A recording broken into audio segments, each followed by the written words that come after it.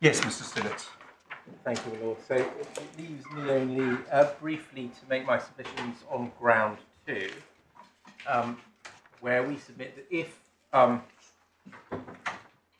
court is against us on ground 1, Article 11, unusually the Secretary of State submits that this is a case where even if there is an unjustified interference with Article 11, it's not a case where Section 3 of the Human Rights Act can be used to remedy any such breach.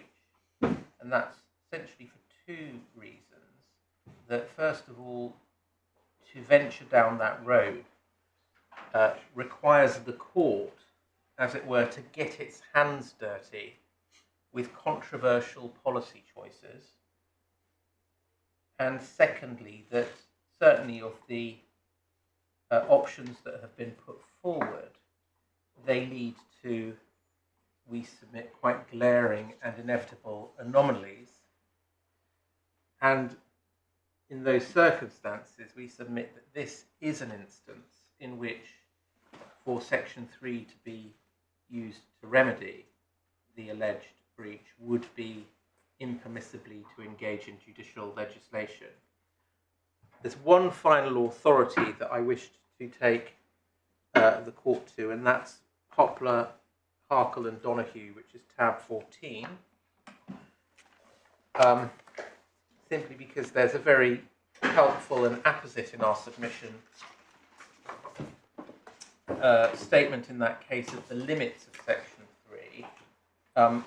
It's tab 14 of the bundle, but the passage of Lord Wolfe is at page 298, paragraph 75, towards the foot of the page, before the lettering. He said the following points, which are probably self-evident, should be noted. Unless the legislation would otherwise be in breach of the Convention, Section 3 can be ignored. B, if the court has to rely on Section 3, it should limit the extent of the modified meaning to that which is necessary to achieve compatibility. Section 3 does not entitle the court to legislate. The task is still one of interpretation. D, the views of the parties as to whether constructive interpretation should be adopted cannot modify the task of the court. E, where, despite the strong language of Section 3, it's not possible to achieve a result which is compatible to Convention, the court is not required to grant a declaration, and presumably in exercising its discretion as to whether to grant a declaration or not, it will be influenced by the usual considerations which apply to the grant of declarations.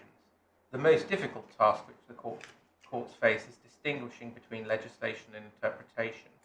Here, practical experience in seeking to apply Section 3 will provide the best guide. However, if it is necessary in order to obtain compliance to radically alter the effect of the legislation, this will be an indication that more than interpretation is involved. And my submission, those very clear words remain good to this day. And to be clear, we do submit in line with Gaydon and Godin-Mendoza that given the overall scheme of the 92 Act, it would go against the grain to import into Section 146 protection in respect of industrial action, because that is simply contrary to the very clear scheme of the Act, which has always protected trade union activities at appropriate time under 146 and 152, and separately protected industrial action under sections 219 and following, and 237 to 238A. But actually, our concern is a different and more fundamental one than the grain point, if I can call it that. Because we submit that it is far from obvious what the legislative solution would be to the conundrum proposed by this case, assuming that that conundrum is not solved, as we say it should be, by the state's wide margin of appreciation. This isn't a case like Wandsworth and Vining, where one can simply apply a piece of legislation to a different category of worker, or Gillam and Ministry of Justice, when one simply says whistleblowing applies to holders of judicial office. In this case, the problem is that there is no way of formulating the amendment which doesn't involve making significant policy choices. And I will finish by seeking to illustrate that by reference to the two candidates that are currently before the court, the EAT's approach and that advocated by my learned friends. So the EAT, at page 120 of the court bundle, adopted the formulation that was put forward by my learned friend below and suggested adding paragraph 86b to the definition of an appropriate time, C, a time within working hours when he is taking part in industrial action. Now, if that is the approach, a number of points arise from that. First of all, that would put Limb B workers in a considerably better position than employees. Because, as I've shown the court, dismissal of employees is excluded from section 146, and employees only enjoy the limited protection of sections 237 to 238A. That formulation would give absolute protection to Limb B workers from being dismissed for participating in industrial action.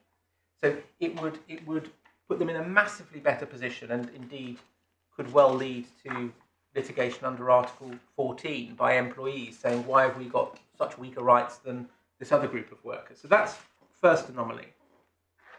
Secondly, it would provide wider protection in respect of detriment to employees than they enjoy in respect of dismissal. So, on Mr. Justice Choudhury's formulation, adopting my learned friend's suggestion, it would apply, as my Lord Justice Singh has pointed out, even to unofficial industrial action, and also to industrial action which is not protected. And it would follow that, for example, an employer could lawfully dismiss a group of striking workers under section 238 because, say, the union had not correctly complied with the notice requirements, but couldn't take the lesser sanction of reducing their bonus. And that would be wholly irrational and illogical.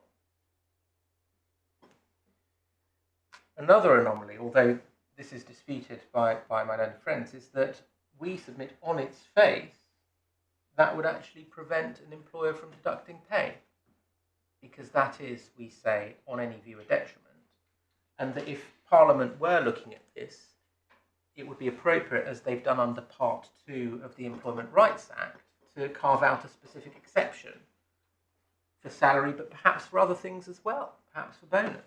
So that doesn't work, and perhaps in recognition of the difficulties of that, my learned friends put forward an alternative interpretation in their additional grounds. That's at page 28 of the core bundle.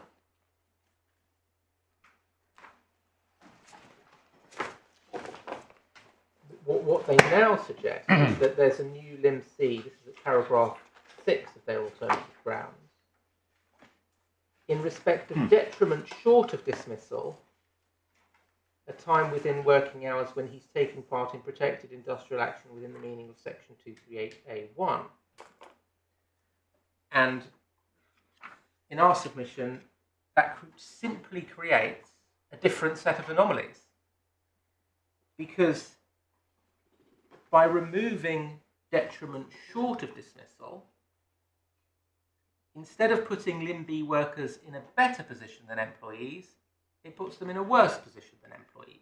So whilst employees have some protection against dismissal, Limb B workers have none. So one's reversed the policy priority there.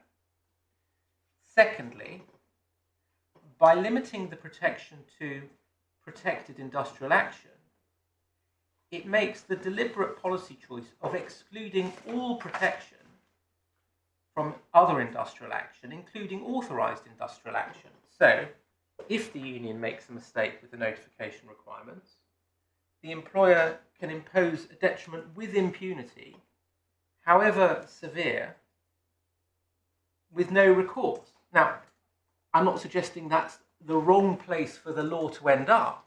It may be, but that's a very significant and deliberate policy choice that is being made. It's saying if this is authorised but not protected, you can do what you like. That is a policy choice, and it's not, in my submission, one for the court to make, but for Parliament to make. A third anomaly, even in limiting the protection to protected industrial action, this draft provides more protection against detriment than it does in respect of dismissal. And that is because, as we've seen, Section 238A permits dismissal for taking industrial action if it's protected, but when it's outside the protected period.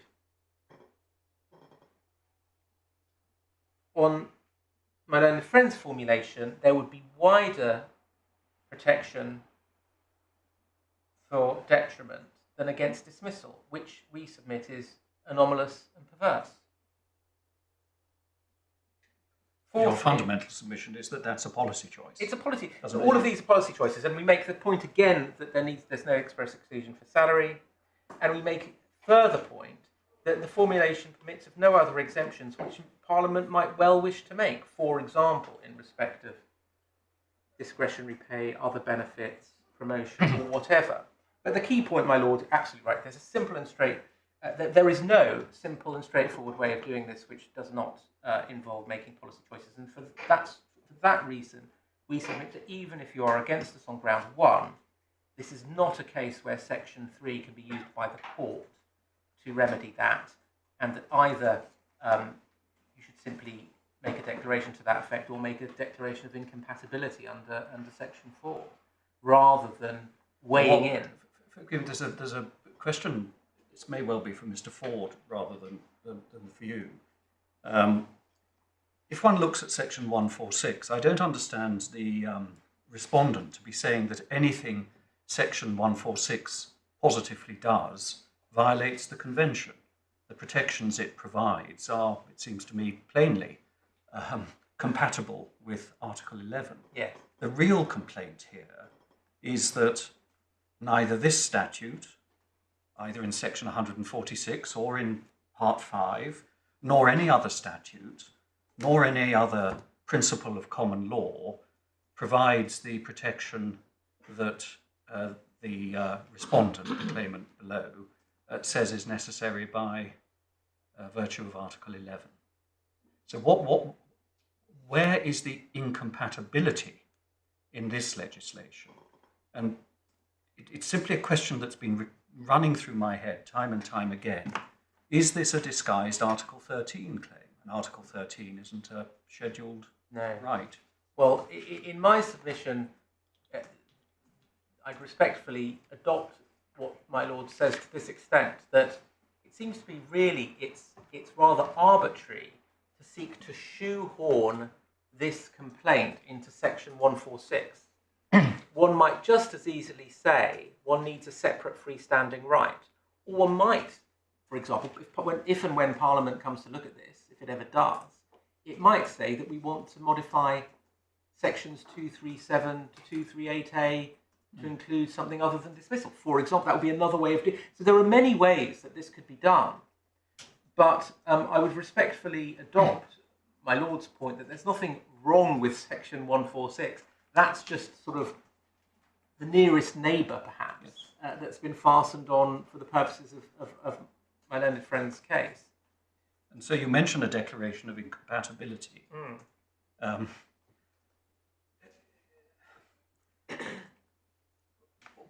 What is incompatible? So it's not just this statute, but that there is no other statute. And it strikes me that that's quite a big step. Well, it may be, and in my submission, I would put it like this. I'd say our primary case, obviously, is there's no breach, and so no need for any remedy at all. Yes. If the court is against us on that, we would submit and finds that the law taken as a whole is incompatible with Article 11, we would submit that the appropriate point is simply to make a declaration to that effect, but not a Section 4 declaration of incompatibility. So it's just the law's been stated, and then it will be for the government and Parliament to decide what to do. If Has that ever happened before? well, what is clear, my lord, is that Section 4 is discretionary. So there is no obligation on the court, even if it finds that Section 3 doesn't avail, and it finds that there's an inconsistency. There is no obligation on the court, and in my submission, it would be a relevant matter that there is no obvious candidate for the incompatible provision. No, but I can't immediately think how somebody could bring a claim for a declaration that the law of England and Wales, or in the context of tri-jurisdictional, the law of the United Kingdom, does not provide a protection that the Convention requires. Well, there is. I mean, you have my submission, Yes. and unless I can assist, You're not taking Article 13 as a separate point. we haven't taken that point, my lord. No. If there is a lacuna in English law which is a breach of Article 11, if underlined, then you would not say that the action should be dismissed because it's an Article 13 claim. Give me a moment. I just want to have a look at the Act for one moment, just because this is a point that we haven't dealt with in the skeleton.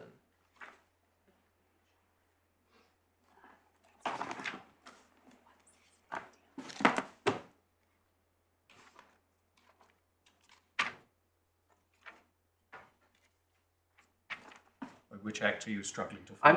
I'm just looking at Section 4 of the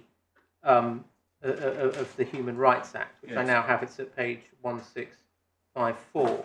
Yes. Where it says subsection 2 applies in any proceedings in which a court determines whether a provision of primary legislation Yes. is compatible with a convention right. And in the light of that, I must say I see now fully the force of the point that my lord makes, which is that there is no provision that we would say can be pointed to, even if you're against us on Article 11. May I briefly take instructions on this point? Well, this comes in at the possibility, if we get Yes. of a declaration of Perhaps incompatibility. I can take some instructions and deal with this if necessary in reply. Yes, all right. Yes, if you are going to do that, Mr. Simmons, can I invite your assistance in due course on the case of Bellinger, Yes. the House of Lords, 2003, two appeal cases, 467, where the House of Lords, on the face of it, does appear to have made a declaration of incompatibility. I can just read to you what was sought there. There was a declaration sought in that case that insofar as Section 11, paragraph C of the Matrimonial Causes Act 1973 makes no provision for the recognition of gender reassignment, it is incompatible with Articles 8 and 12 of the Convention. And after hearing argument, including from counsel for the Secretary of State, that the court should exercise its discretion not to make a Section 4 declaration, that argument was rejected. And at paragraph 55, Lord Nichols, giving the lead speech, said that I would therefore make a declaration of incompatibility as sought. Now, it may not be on all fours with this case, I know not, but since it is a case that has occurred to me, may have some relevance to what the court can do, should it get to the stage where there seems to be a problem with domestic legislation, but there isn't necessarily, it's not that the legislation as such is incompatible, it's that it doesn't go as far as it ought to do. And I repeat again, the declaration there was insofar as the section makes no provision for, etc. That was the incompatibility. It might be said that's a positive obligation problem. Well, I'm very grateful to my lord, and we will have a look at that in due course and come back on reply if necessary, unless there's anything further I can assist you with. May I just ask one question? Suppose the employers, instead of saying to Mrs. Mercer, you're suspended for 2 weeks, had said, you're suspended indefinitely unless you sign a promise never to take industrial action again.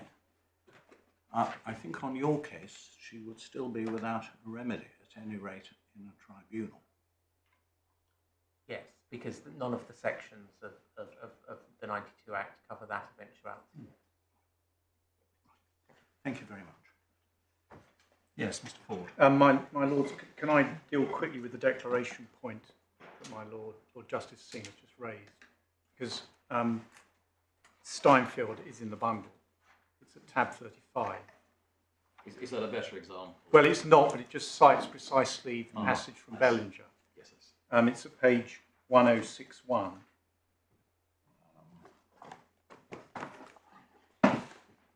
Where Lord Kerr, I think it was, went through the principles on where courts should exercise self-restraint or not. It's at paragraph 57 and following. Thank you. That's tab 35. And it's not surprising. My Lord Justice Singh is absolutely right. That was precisely the terms of the declaration in Bellinger, which is recorded at the bottom of paragraph 58, where it recorded that the present state of statute law is incompatible with the convention. So it was that, of course you're right, it's that wide-ranging declaration. Well, when you go back to the judgments in Bellinger itself, they actually pegged it on a specific provision. Yes. Section 11C of the Matrimonial Causes Act. Yes. But Which had to be interpreted in a particular way for domestic law. Yes, and then they fail, but the declaration ends up being wider.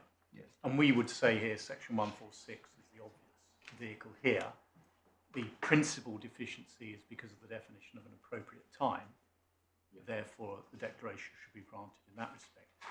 But can I suggest that in discussions with Mr. Stillitz, he said, well, we think a declaration is appropriate if you're wrong on interpretation. So I don't think either of us have really engaged with the thoroughness that this point might deserve. So if the court is troubled by this, can we ask that we provide... We'll see where we are in a couple of hours. All right. So against that, can I turn to our submission? Yes, of course. And I'm going to deal with ground 1, article 11, ground 2, interpretation, and then ground 3, I say with some trepidation, declaration of incompatibility. Now, I should say at the outset, we say it's an impeccable and thorough judgment of the AT. And even though we quibble about the precise term of the amendment to section 146, other than that, we invite the Court of Appeal to endorse this judgment. Now, on Article 1, where we say the Secretary of State is going wrong, is we say his approach to the margin of appreciation doesn't sufficiently recognise the distinction in this context between core rights and accessory rights.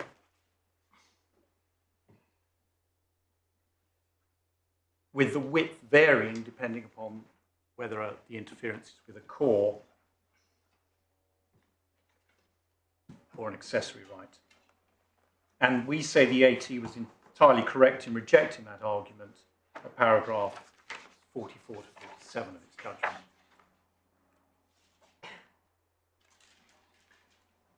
The second point on margin is we say he's placing too much weight on the fact that the Turkish cases involved state employers. In this context, the Strasbourg Court says there is no difference in substance, those are its words, in substance, between direct interference by the state and the positive duty owed by the state under Article 11. The result is the same in either case. the margin doesn't vary. At all. No. And we will rely particularly there on Daniel Enkov, where the court talked of the state's duty to give effective remedies for trade union discrimination. But I'll come on to that. So, my lords, just to set the background to Article 11, there's no dispute that Article 11 protects union members taking part in strikes and the organisers of such strikes. And Mrs. Mercer, of course, embodied both, because she was a union workplace representative and a participant. Secondly, the assumed facts here are that the strike was entirely lawful. That's in the Tribunal footnote 1, core bundle, page 136. So taking the case as its highest, as the Tribunal did, you must assume it was a peaceful and lawful strike action in which Mrs. Mercer was involved in the planning and participated.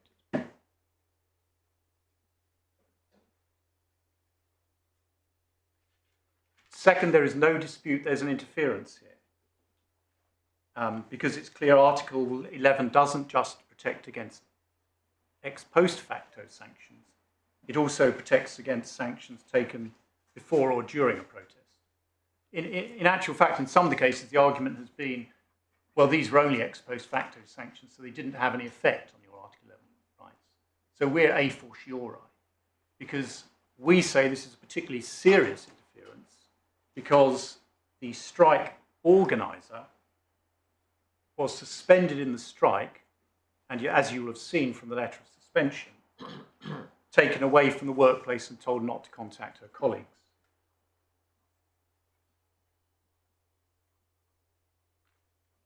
Thirdly, the cases show that disciplinary and similar sanctions imposed on individual strikers strike at the core of Article 11.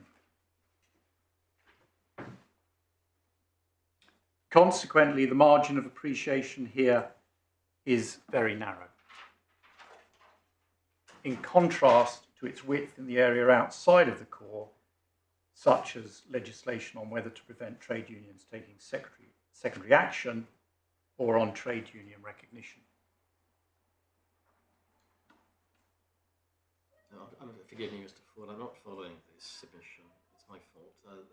You say the interference is particularly serious, but what you're actually referring to is the actions of the private sector employer. Yes. But doesn't the interference, for purposes of Article 11, have to be any action or inaction on the part of the state? Well, it comes from the absence of any legal protection against such serious... Right, but the state hasn't...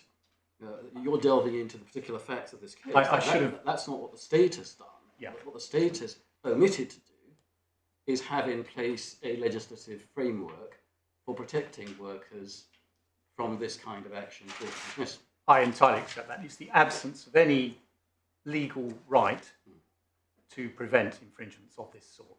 Well, if that's right, then why does that turn in any way on the facts of any particular case? Surely that is just a general omission on the part of the state to legislate.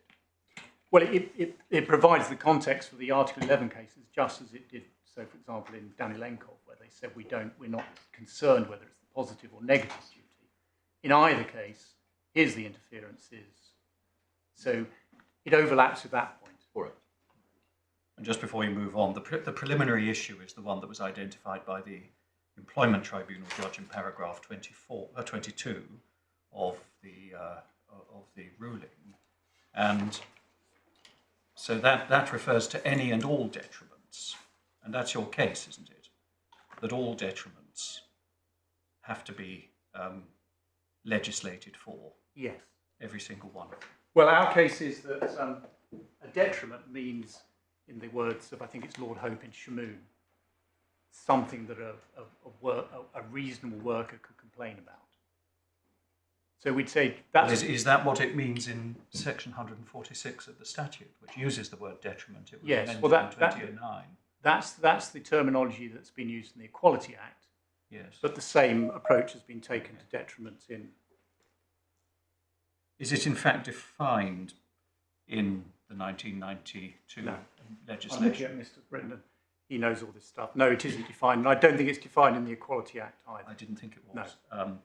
And there's no exhaustive definition in Strasbourg either. No, but the courts have ended up saying, well, the analogy we draw with Strasbourg is because the Strasbourg case has said in relation to sanctions on individuals for striking, however minimal.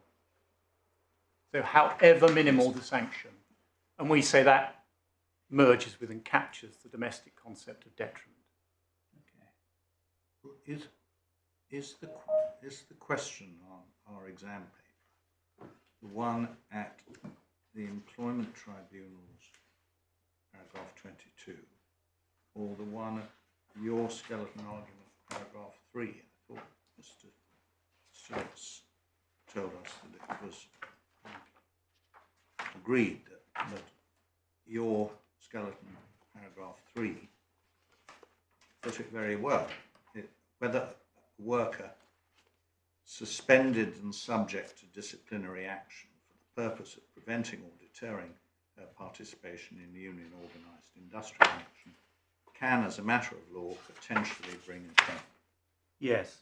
Well, I would say 3 is the correct one, but in a sense, 22 is only a paraphrase because the court is referring to 146. 146 itself requires that the sanction is taken for the purpose of preventing or deterring. That's part of the test in section 146. So the claimant would have to show that this was taken for the purpose of preventing or deterring my participation in industrial action, which is a trade union activity. Yes, but so we keep coming back to this because I think each of us has been slightly puzzled in different ways about precisely the question that the Employment Tribunal was answering and precisely the question that the Appeal Tribunal was answering. But the proposed Section 3 solution, whether your new one or your old one, was not linked to suspension. No. It was proposed, as it certainly looked to me, as a completely general proposition founded on the submission you've just made that however minimal a sanction, that's a detriment that Strasbourg would not be prepared to countenance for Article 11 purposes.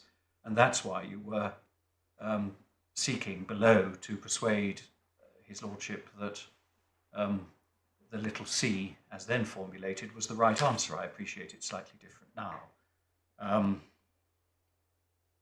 Again, speaking for myself, I think this matters a lot in the context of what we're doing, because if you will come, no doubt, to deal with Mr. Stilitz's various examples, which are only examples, and whether your submission is that for Article 11 purposes, for example, if an employer, whilst its workers were taking industrial action, said, well, you can't use the gym facilities, for example, in the premises, whether that would necessarily be a breach of Article 11. Well, there would be the issue of whether it crosses the threshold. Well, quite. But I think we say that in terms, detriment and however minimal are coextensive. Yes. So if that sanction is imposed with the intention of deterring the participation in industrial action, to echo the words of the Court of Justice in Carasay, then it falls within Article 11. So the critical words are for the purposes for which the sanction or the detriment is imposed. Well, do you want me to show you now Carasay and the critical wording? Because that's the wording. Come to it in your own time. But, we say if sanctions are imposed in accordance with Carasay 37, and I can give you the wording now, where it is intended to dissuade members of a trade union from legitimately taking part in a strike day or from taking action to defend the interests of their members, we say that then engages Article 11.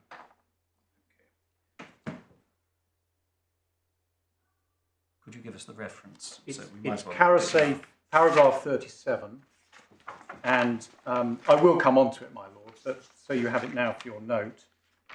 It is at 1221.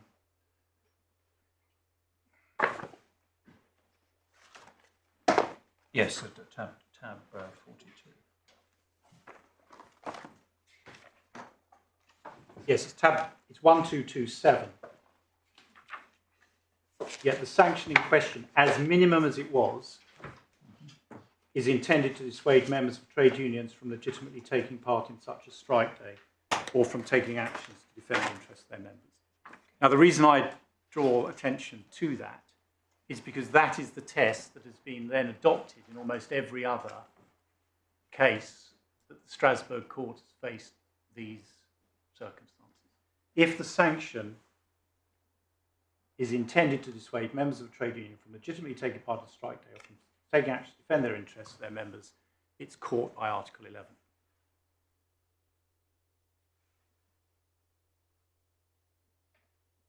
This is quite unexplored territory in English employment law, isn't it?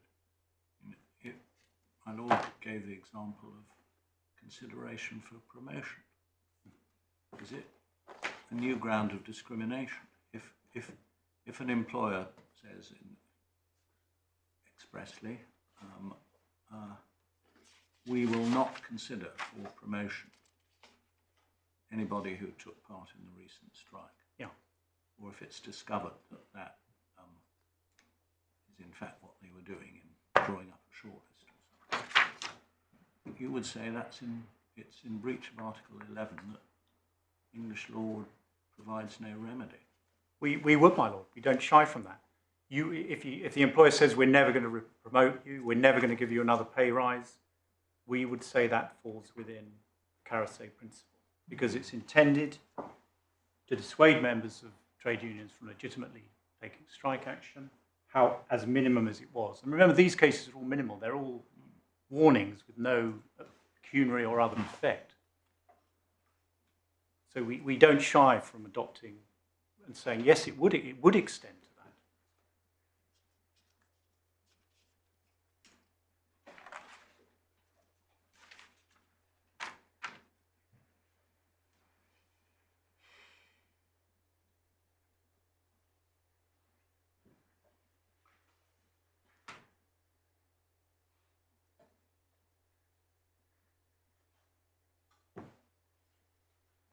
My lord, shall I move on? Or Yes, no? please. I apologise, my lord.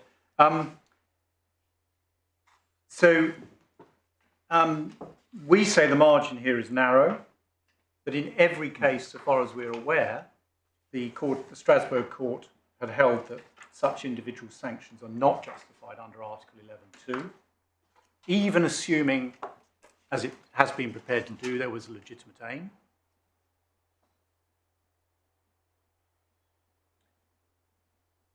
And, as I've already foreshadowed, it makes, in the context of discrimination against individual trade union members, it makes no difference whether it's seen through the prism of the state's positive duties or it's a direct interference. It's all very curious, if you don't mind my saying so, Mr. Ford. Until the year 2000, it was not unlawful, as I understand it, in this jurisdiction, for the employer to dismiss someone for going on strike, unless it fell within the relatively limited categories set out in legislation since 1971, 74, and so on. So right up to the beginning of this century, Yes. you could actually take that ultimate sanction and actually dismiss someone for going on strike. Well, Was that all incompatible with Article 11? I think it was. Ognevenko is clear on that. Ognevenko is clear that dismissing someone for participation in a strike engages Article For all 11. those years, governments of all political persuasions, Parliament took a number of considered decisions to allow employers the right to dismiss someone for going on strike. Yeah. Carefully calibrated legislation when it would be unlawful. And you say all of that was incompatible with Article 11.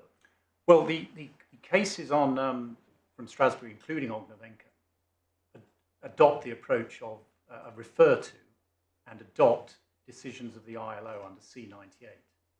Under C98, which again I can show you now, the ILO bodies hold that dismissal of strikers is a very serious interference with trade union, legitimate trade union activities. That, my lord, is at divider 64. So where does that leave sections 2378 and Well, 338A? the issue of their compatibility is not before this court. It's no, hypothetical. Well, yes. And Well, you're right, Mr. Fuller, but it might be thought by the reasonable member of the public, and I dare say the reasonable trade unionist, hang on, I can be dismissed, apparently. I don't really, that's what I'm really concerned about. Not all of this talk about detriments and so on may not be regarded as being as significant as this fundamental gap in our law, apparently, that you can be dismissed. well, dismissal is covered by Article, as you won't be surprised, if the lesser sanctions in Carousel are likewise a court. Of course, the greater sanction is, and that's clear from Ognevenko, where Ognevenko was a train driver who was dismissed for going on strike, and they say that engages the right to strike, and it's in breach of Article 11. But it can't be as absolute as that, can it, Mr. Ford? Well, the duty on the state is to ensure sufficient and effective protection. Yeah. Effective protection, that is Danielenko.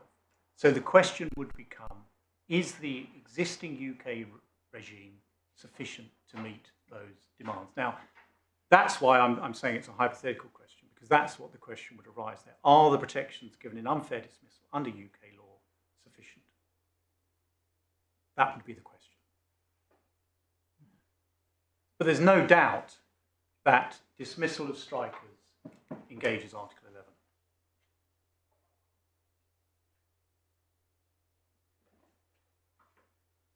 Yes. So, my lords, and at the moment we have no protection. The employer can say, if you strike, I'll not only deduct your pay, I'll give you disciplinary warnings, I'll never promote you, I won't give you a pay rise, and I'll sue you for damages. CNCB and Galley, the point that my Lord Justice Bean alluded to, can do all of those without any, at the moment, any legal redress.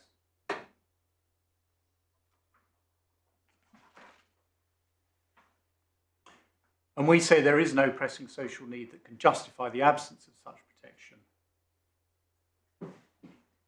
just as the court has held in every case.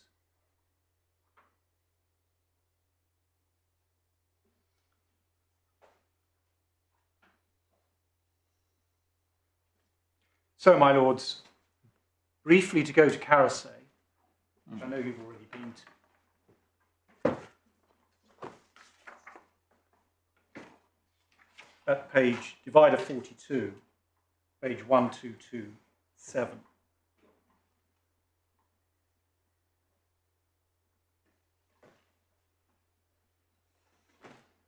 And you can see at 34 there, the government there,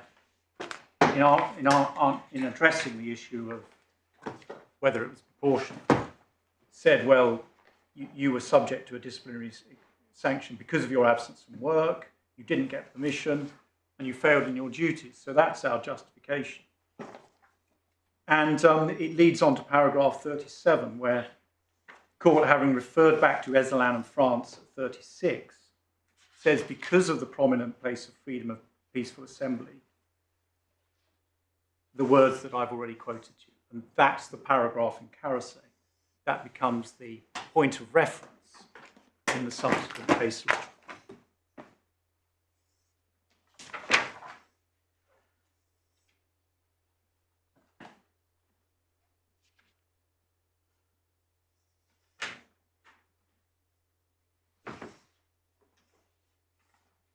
So we say that encapsulates the test of the Strasbourg cases.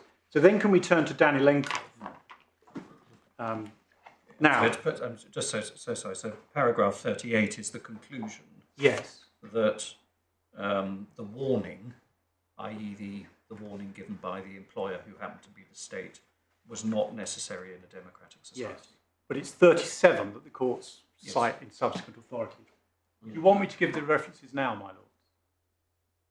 If you've got them handy, that Yeah, would be I very can. helpful. Yes, thank you, Mr. Ford. That's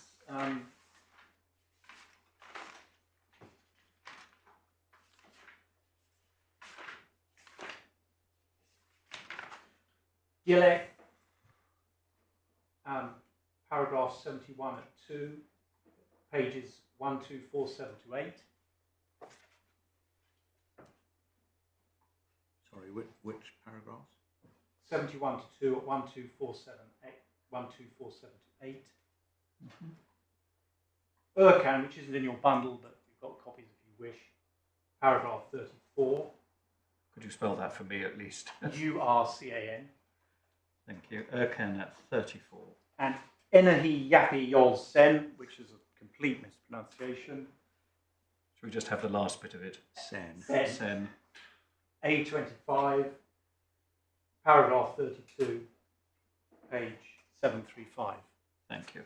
So that becomes the test.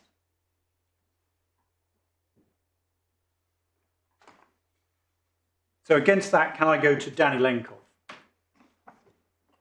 And we say Danilenkov is important because it's illustrating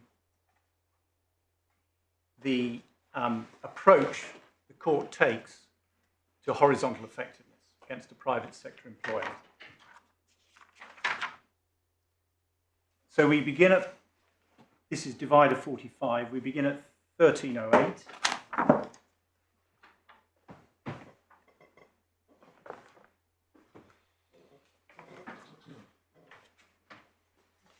Where you can see at 14 to 15 there was a 2-week strike over pay,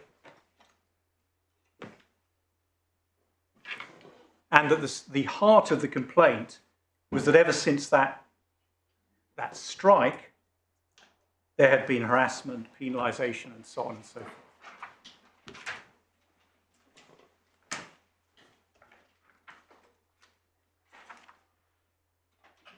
And there were many complaints which come on the following paragraphs of the various measures that were taken against the claimants, many applicants, many of which was action short of dismissal. The court at 1322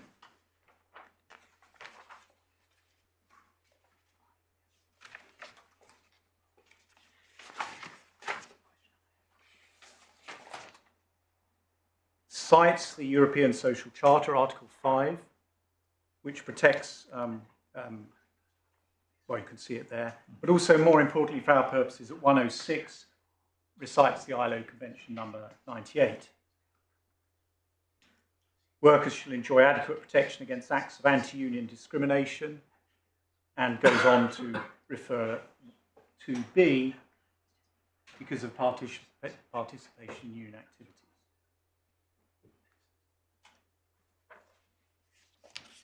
And it also refers to various decisions of the Freedom of Association Committee of the governing body of the ILO. So insofar as we're concerned with the integrated approach here, this is a case where the Court of Justice, the Court of Human Rights, has regard both to the Social Charter and ILO C98.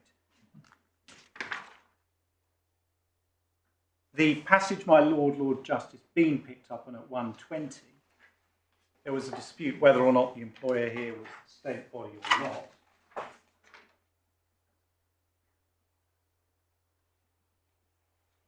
The court treats that as a matter that has no bearing on the issue, since it would be engaged. So we say that echoes the common approach taken in these cases, which is to say it makes no substantial difference whether it's a state or private body.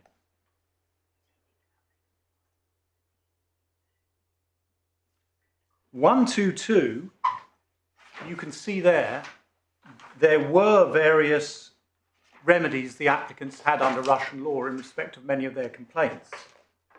I won't go through them, but you'll see, for example, they did obtain compensation for being sent to some of the work claims. So they did actually have some protection under Russian law.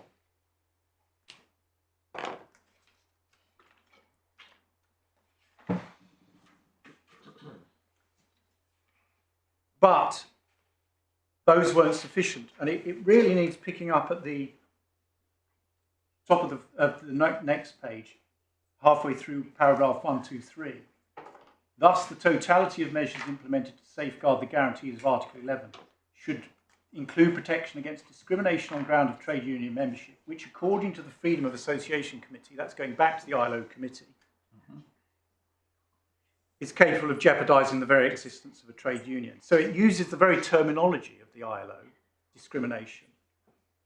And then at 124, that's the paragraph we place particular reliance on. The court finds it crucially important that individuals affected by discriminatory treatment should be provided with an opportunity to challenge it and should have a right to take legal action to obtain damages or other relief.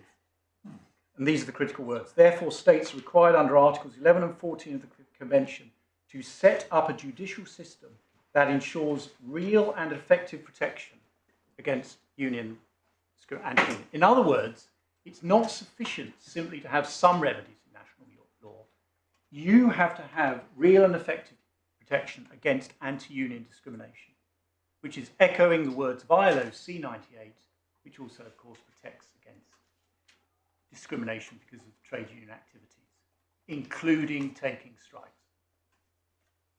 I may have misunderstood the submission, but can I just be absolutely clear? It seems to me, at least, this is the crux of your case. This is what you're calling for. This is what you say the state has a positive obligation to ensure exists. In other words, a legal framework, the potential to take legal action, etc., etc. And that's why, for myself, I have to say I've been a bit puzzled when you've suggested to us that every detriment is necessarily incompatible with Article 11. It may or may not be. I thought your fundamental submission was that if you don't have this legal framework where you can test those points in a judicial system, that's where the state has fallen down. That doesn't depend on the facts of an individual case or the nature of a particular detriment, does it? Well, no, but it does have this consequence, that because that is the duty on the state, based on the ILO Convention, you'll see, and because the ILO Convention prohibits taking action short of dismissal against strikers, I see. and because the European Convention also prohibits that form of treatment taken against those going on strike, this is the scope of the state's positive duty. So that's just so because I think that may well be the case, as it were. There's a duty on the state to prohibit action against those taking industrial action, which falls short of dismissal. Yes. In accordance with Carasay. Carasay is an instance where the test is, this is saying what the state's positive obligation is. It makes no difference whether you see it through the negative, through the prism of direct interference, or the state's positive duty. That is the state's duty. And you see they refer to Articles 11 and 14 of the Convention again, which I won't take you to them, but those are the articles saying that member states must have real and effective protection against victimisation under the Convention, which includes victimisation because of going on strike. And the court picks that up again at paragraph 134.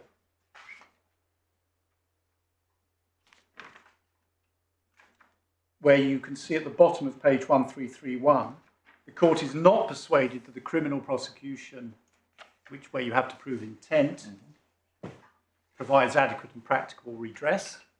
So, but at least in Russia, there you did have a criminal prosecution. Here we have nothing. In the UK, we have nothing for people who are subject to detrimental action, short of dismissal for going on strike. There is no remedy. And then again at the summary at 136, the state failed to fulfill its positive obligations to adopt effective and clear judicial protection against discrimination on ground of trade union membership. Now, Mr. Stillett said, well, this case is about Article 14 and Article 11. We say that can't make any difference. Had the complaint here been brought under Article 11 on the basis of participation in the strike, it's unthinkable the Strasbourg court reached a different conclusion. It's unthinkable the Russian state would have had a defense saying, well, your complaint really is about going on strike, so you fail. Because the ILO convention that informs the interpretation in this case also would inform the interpretation in that one. The ILO convention as such doesn't actually talk about the right to strike, does it? No, but as you will have seen from the decisions on the digest, they have consistently said penalties, anything above a deduction of pay for the duration of the strike is in breach of the convention.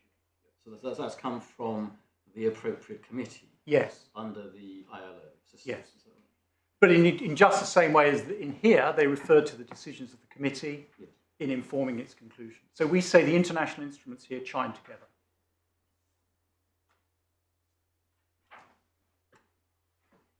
And notice that there has to be protection specifically against the form of treatment prohibited by the convention, discrimination because of trade union membership, or, in our case, participation in trade union activities. And we say that's where the failure of UK law is.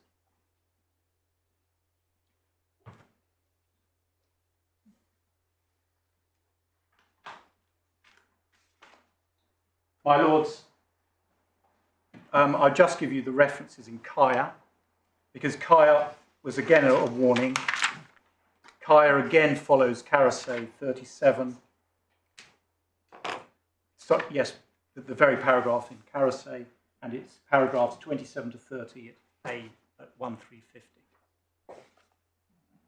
So that again sets the ball rolling. But can I just say, I should have said before, forgive me, Mr. Ford, I'm just marking that up.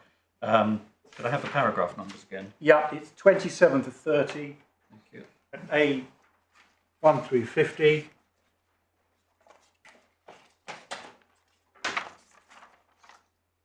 Where you will see in the conclusion, where again in rejecting any argument that this was proportionate, at 30, the court refers to a similar test in Karasay and specifically cites Karasay paragraph 37. So paragraph 37, as I've said, becomes the mantra. Sorry, we're in Kaya. Yes.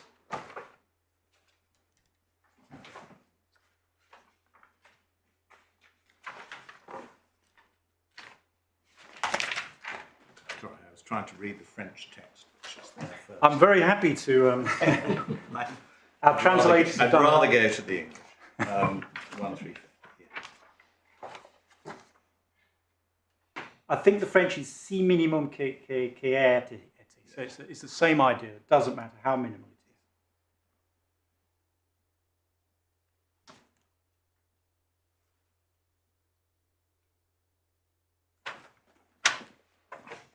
is. I should have said before we went to Kaya, I draw four points from Daniel Inkoff. Can I just number them? Yep. Firstly, ILO C98 and the digest is relevant to the interpretation of Article 11 in relation to trade union discrimination.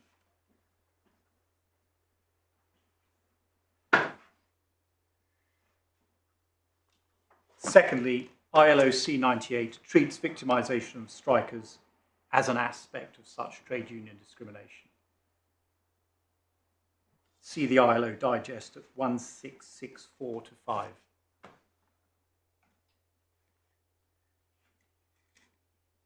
Thirdly, as Daniel Lenkov makes clear, there is no distinction in this context between negative and positive sanctions.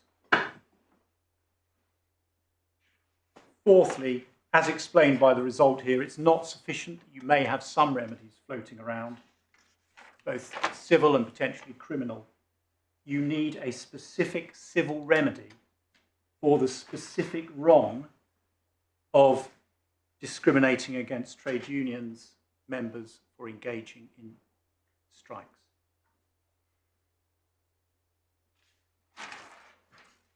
Now, looking at the digest and things of that sort is subject to, I think my lord will probably have the name of the case. It's one of the lettered cases at the end of last. Oh, the AB one. AB, it is AB. Yes, it's AB. But you'll recall in that Lord Reed said the conventions that the court treats as relevant depends on what the court treats as relevant. You can't start throwing in conventions, whereas this is an area where the court, well, I know Lord Justice Singh will know this far better than I do, but as I recall, he said you need to see what conventions the court treats as relevant. You look at it through the Strasbourg cases. You don't go independently into the international instruments or the exactly or the committees and so on. It's all through the lens of the Strasbourg. And this is an area where the court does look at C98, and we'll see that in the next case as well, Ognovenko. Yes, I was thinking more of the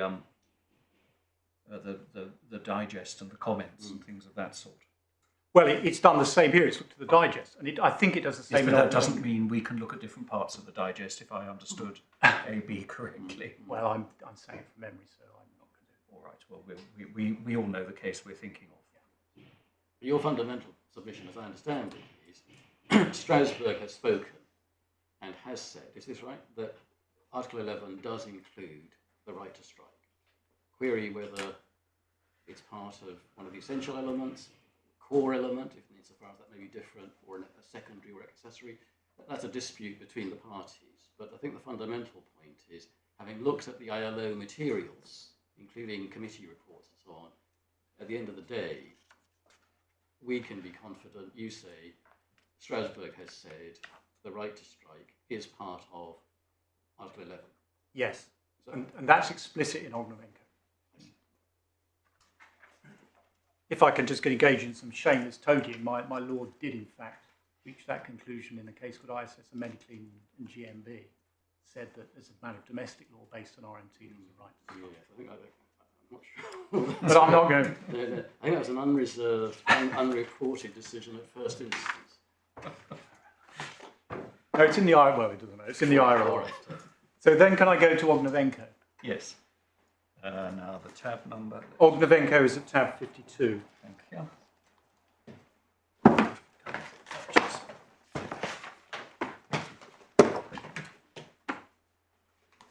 Which Mr. Stillitz didn't go to, I don't think. So here's a locomotive driver who's dismissed for his refusal to work during a trade union organised strike. And the Russian court said the dismissal is justified because the you're on strike and you're not allowed to as a train driver. Now, the reason why it's important is because it's a case after RMT. So if RMT had opened up a wide margin of appreciation, you would have expected it to be dealt with in Ognovenko.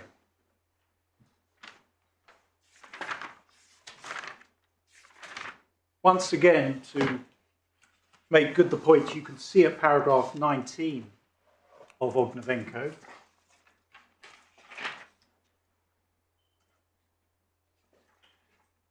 the court, well, it refers to the ICESR to begin with, but it also goes on again to refer to decisions on the ILO principles of the right to strike.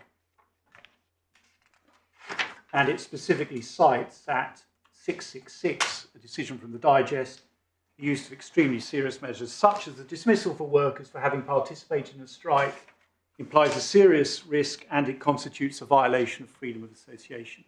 We've given you the more up-to-date version of the digest, but the up-to-date version says that follows from C98. So once again, we're looking at the digest to inform what Article 11 means.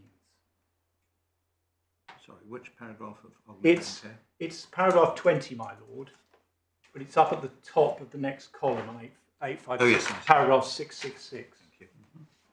And they also, for what it's worth, refer to the European Social Charter, which we've also put decisions in the bundle, which are at paragraph 24, which are to the same effect, because those decisions also say that in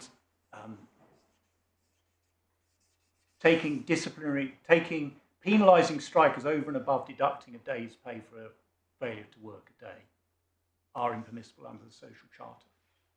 So the court refers to the social charter as well. Just to be clear, is it right that the text of Article 6 of the European Social Charter itself expressly recognises the right of workers to collective action, including the right to strike? Yes, it So does. that there, we're not dealing with a committee report. It's that's expressed. the text of a treaty, albeit an unincorporated. Sorry, it's a treaty the UK has ratified. Yes. But has not incorporated. No, and it's the 61 charter, so it's the one that we signed up to. Yeah. So it does recognise it, and we've also given you decisions of the expert bodies under the social charter, which you can see again, they go and refer at 25 to the European Committee of Social Rights.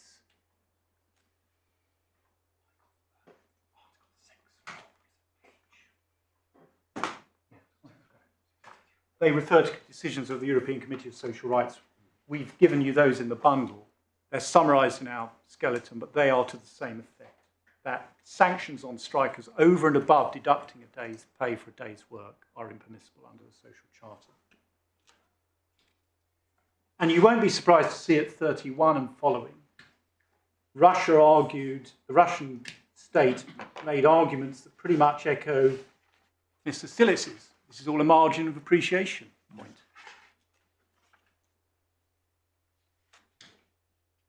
And they refer to a legitimate aim and so on. And at 39, again, back to the margin of appreciation. And the body of the court's assessment is at 56 and following.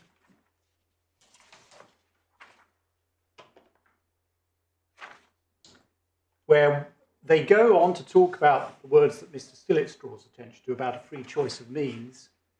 It goes on to say the granting of a right to strike constitutes without any doubt one of the important of such means, and says the court has on several occasions held that strike action is protected by Article 11. So again, a very explicit statement. At 61... Well, hang on, don't forget 58. Yes. Yeah, I accept that. But at 61, you'll see they say that the right in Article 11, I'm picking up halfway through, is not limited to bans and refusal to exercise the exercise of convention rights, but also embraces punitive measures taken after such strikes have been exercised, and refer back to our old friend Eslan.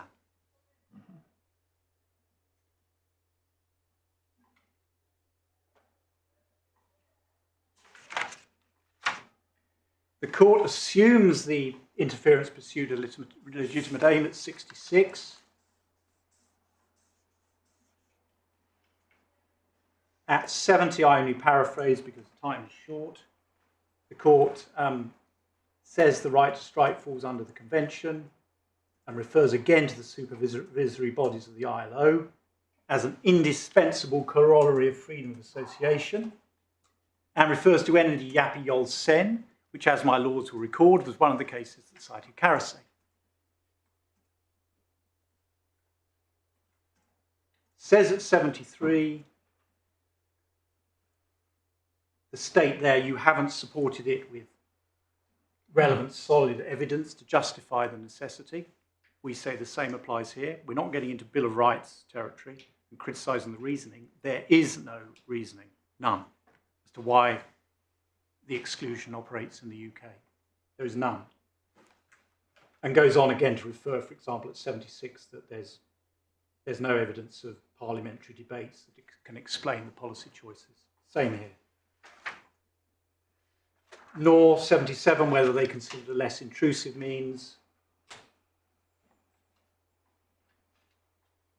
which again we say same here. And at 83, there's the critical paragraph, really summarising where we say this we are. The applicant's participation in the strike action was considered as a breach of disciplinary rules, which, when taken together with the previous transaction, resulted in the most severe penalty, dismissal. Refer to the ILO Digest. The court, and these are the words we draw particular attention to, the court has previously found that such sanctions inevitably had a chilling effect on trade union members taking part in industrial actions such as strikes, inevitably, and cite Ezelan, Karathay and Erkan. All our old friends are re-endorsed, inevitably.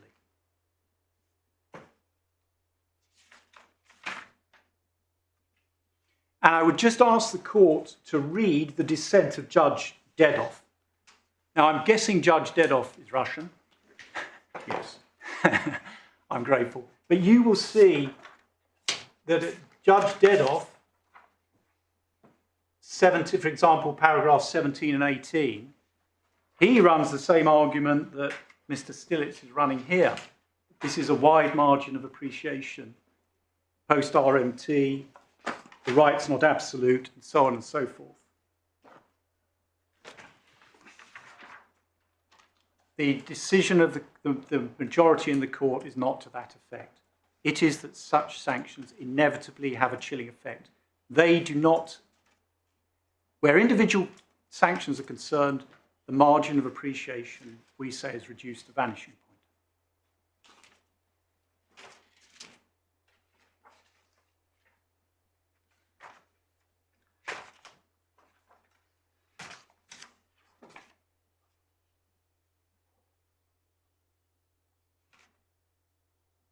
As confirmed by the international materials to which the court refers. And my lords, for your notes, those are summarised in our skeleton at paragraph 21, both the ILO Digest and the European Social Charter. That takes me back to RMT, which is at divider 47, page 1355.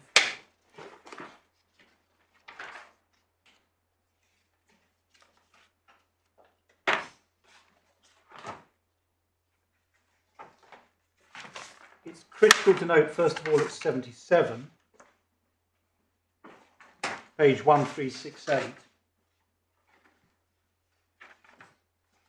the court said that by its nature, secondary industrial action may be considered an accessory rather than a core aspect. So it begins to draw this distinction between accessory and core. When it comes to assessing whether it's at the core, it begins at paragraph 84.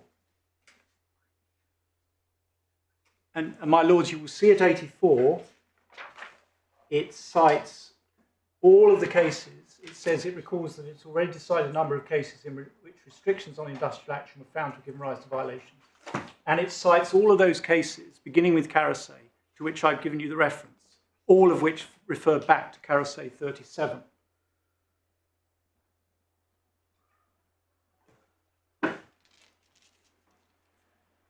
So every one of those cases is based on Karathay 37.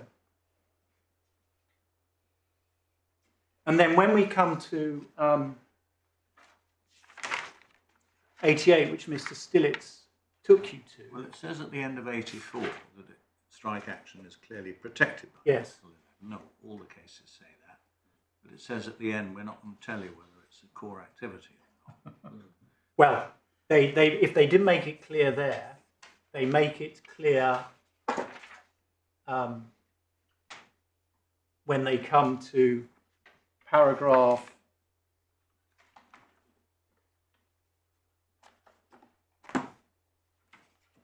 1 minute.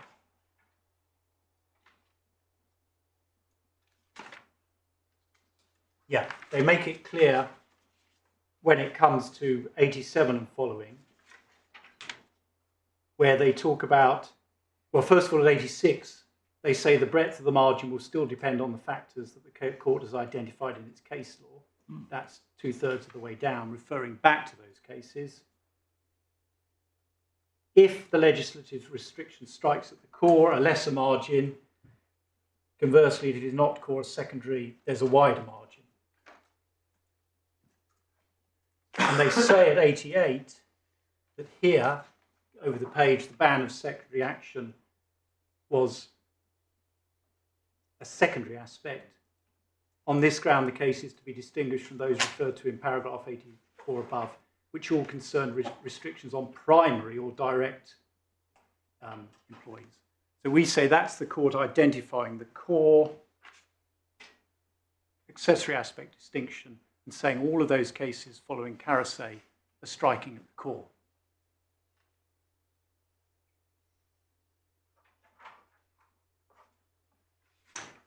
And while Mr. Stillitz places all his weight on the fact it said that it refers to public and sector employees, we say that can't stand in light of Danilenko. That the horizontal duty of the state is precisely the same here. See Danilenko.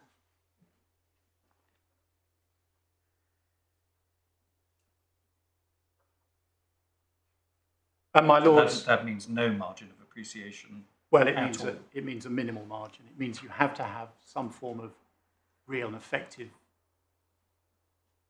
legal remedy, civil legal remedy. Yes.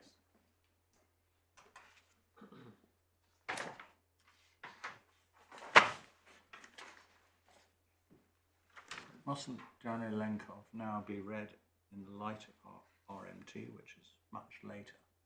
Well, we would say no, Danilenkov remains good, and I'll come to the other cases which have said it makes no difference shortly. But RMT, of course, is followed by Ognevenko, Yes. which then goes back to citing Carasay and saying the right to strike and inevitable chilling effect. So we will say these are all speaking in unison. If I can avoid plugging Mr. Mercer's funders, that strike sanctions on individuals inevitably give rise to a breach of Article 11. And all of the post-RMT cases support that narrow margin. Can I just give you the references? Gula and Turkey,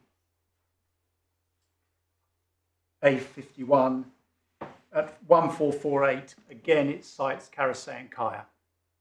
So post-RMT, we're back to Carasay. You can't justify a warning for going on strike. And it was another warning case in Gula. Ognevenko, we've already seen that, which again cites Carasay.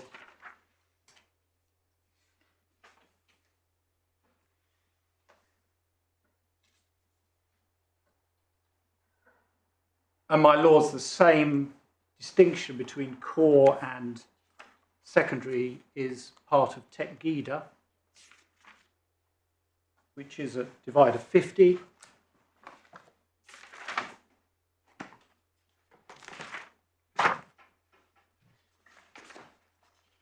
Whereas the court will recall there were two disputes there.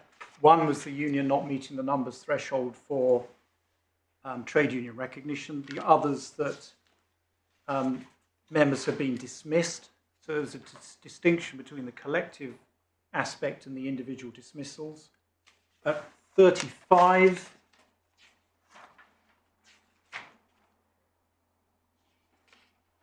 the court again says the breadth of the margin depends upon what the case law what has been identified in the case law is relevant, echoing what was said in RMT, and then draws the core periphery distinction at 36. When it came to the collective complaint, if I can call it that, it said there's a wide margin,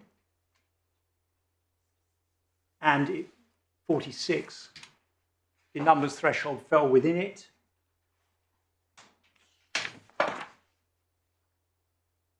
When it came to the individual complaints, the individuals having been dismissed after the application for membership, after the application for recognition, the court will see at paragraph 50, it says, we say, echoing Danilenkov, there may be positive obligations on the state to secure the effective enjoyment of such rights. So that echoes Danilenkov and refers to syndical pastor or Selbun, saying that whether you're in positive, it's a positive duty or it's a direct interference, the applicable principles are nonetheless similar. Whether a case is analysed in terms of a positive duty on the state or in terms of interference by public authorities, the criteria to apply do not differ in substance. So here, a private sector body, they draw the same core accessory aspect distinction and say it doesn't matter whether it's viewed through the prism of positive duties or direct interference. And for what it's worth, just to emphasise the strictness of the positive duties on the state, the claimants had brought a claim before the Turkish courts, and they had in fact been awarded compensation. They had been awarded a year's pay. So the dismissed union members had actually had a remedy, but still the court says that's not sufficient. And you can see at 55, it said that by dismissing them, that struck at the core of their activities. So the narrower margin applied. We say the same in the strike cases. Nothing to suggest the domestic courts gave careful consideration to the deterrent effect of such awards, and says that this was not sufficient compensation at 56. They were not sufficiently deterrent penalties. I'm picking it up about 4 lines down.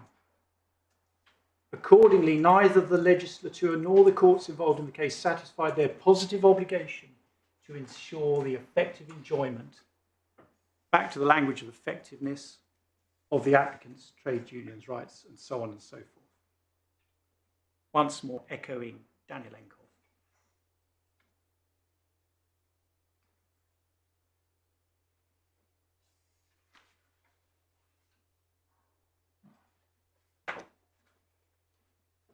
Even where you do have a remedy, it has to be sufficiently deterrent and effective.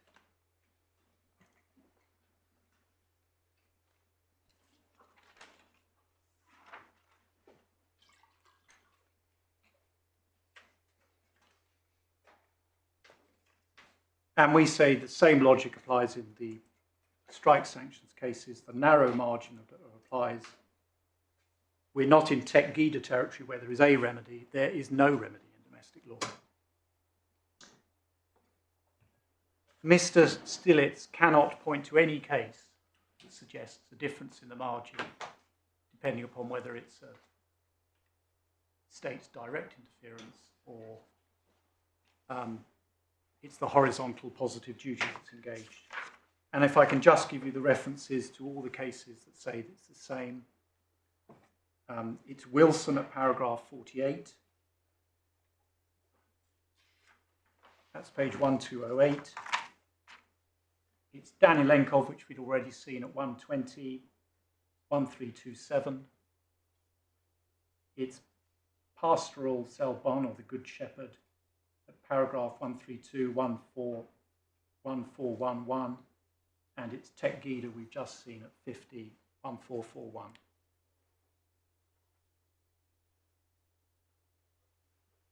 So we say the state has failed in its, that there is no wider margin. The state has failed in its positive duty. We are a fortiori Ognevenko and Tech Gida because there is no remedy.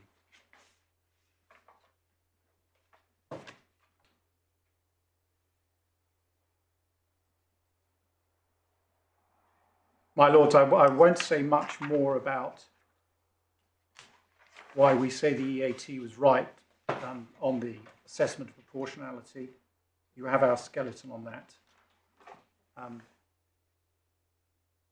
We do say, in accordance with Ognevenko and RMT, there is no evidence of any pressing social need here as to why domestic law fails to grant any remedy for action short of dismissal against workers who go on a lawful strike.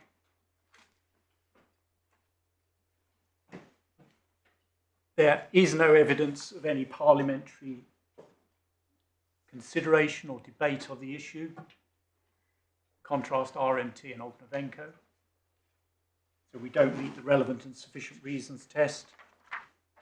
So just in RMT, what was put before the... Well, in RMT, they said there was evidence of extensive parliamentary debate. Yes. So that was one of the matters they took into account in saying the ban on secondary action.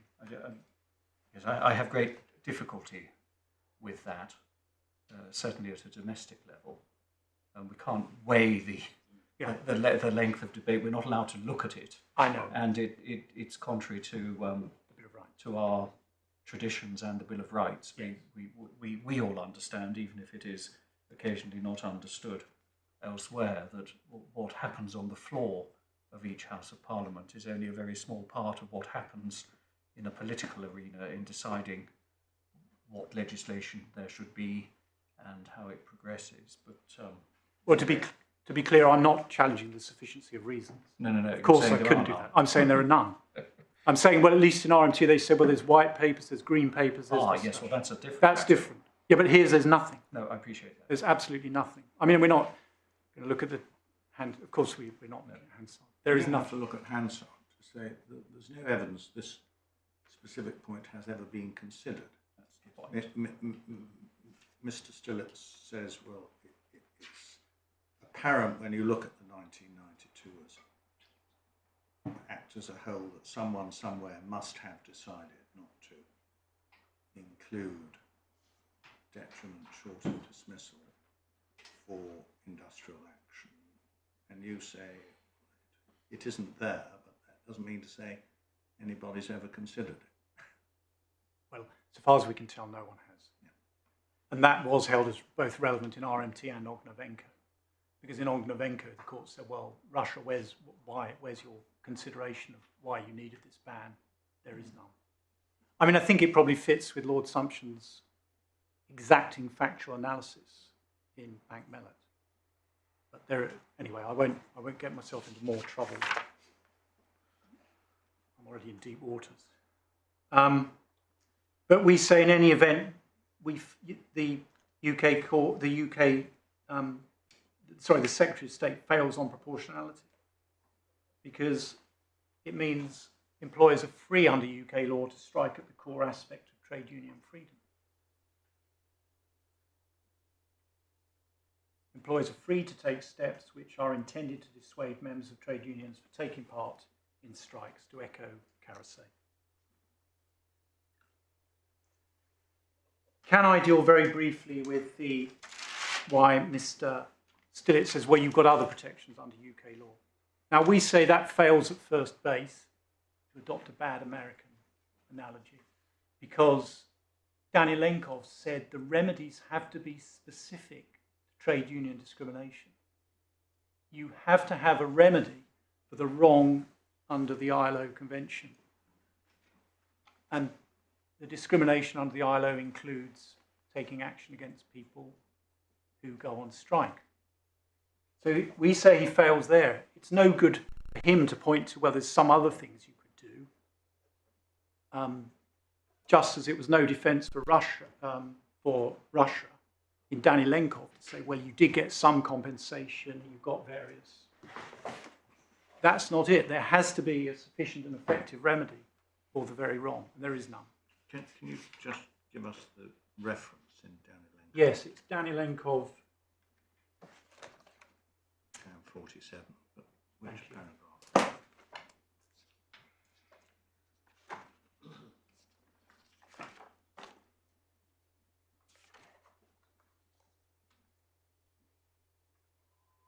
Yes, it's Danilenkov 1 to 4. States required under Article 1114 to set up a judicial system that ensures real and effective protection against trade union discrimination. And likewise 136. So the fact they got compensation by other means under 122 was neither here nor there. And it's actually a requirement of the ILO Convention as well, in Articles 11 and 14. But if we're wrong on that, we say he fails anyway. To deal with his various points, first of all, trade dispute immunity. Well, there's nothing to stop an employer suing for contractual damages, as my Lord Justice Bean pointed out, CNCB and Galley. So that immunity doesn't get the individual employees very far, and which itself would be contrary to DILEC. 146 and 152 may give some protections, but there's a glaring absence. the protection we are seeking. Sections 237 to 238A may give protections against dismissal, but there is no protection that Article 11 requires for action short of dismissal. The ACAS code, a breach gives rise to no remedy. And in any event, it only arises if you have a tribunal claim in the first place, which I'm not clear what the tribunal claim here would be, because you can't bring an unlawful deductions claim. That's precluded by, I've forgotten the section, section 14.5. You can't bring a contract claim while you're still in employment. You can't, on Mr. Stilitz's reading, bring a section 146 claim. So what is the claim that you have? The implied term of trust and confidence is wholly ineffective because the employer will say the disciplinary action was taken for reasonable cause. What's the reasonable cause? You're going on strike. And in fact, paradoxically, the more severe the sanction, the stronger the argument on reasonable cause, because the employer would say, if we threaten all these things, it's more likely that people will go back to work. That's our reasonable cause. And we've given you in the bundle, Mr. Justice Langstaff in Hilton and Shiner, that's divider 12, paragraphs 24 to 23, page 234, saying that it could not be seriously argued that you could bring a claim based on trust and confidence to discipline someone for misconduct. Do you wish me to go to that, my lords? Chapter 12, paragraph. Page 234.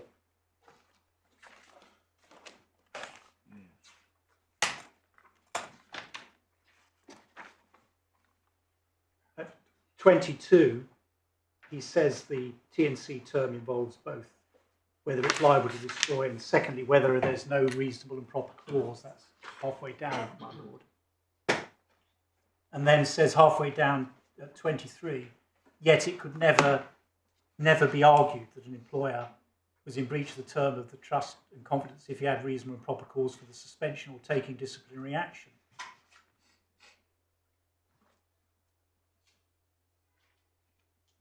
The point is, of course, that common law, strike is a fundamental breach of contract, so it's misconduct, so you have reasonable cause for taking the action.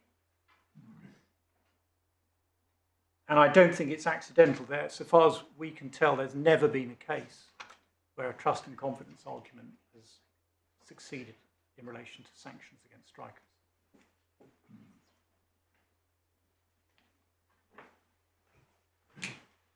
Next, he says, well, there are no criminal sanctions. Well, we say, so what?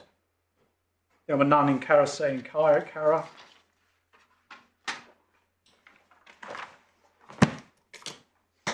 And he refers to the blacklisting regs, but those only apply if you're on a prohibited list. So it won't help Mrs. Mercer or anyone else who's not on a list. So we say in summary that there is no right or remedy, no sufficient remedy in UK law, even though it's hard to imagine, well, in her case, a direct interference, but in light of the Strasbourg cases, all the other forms of interference that are permitted for action short of dismissal.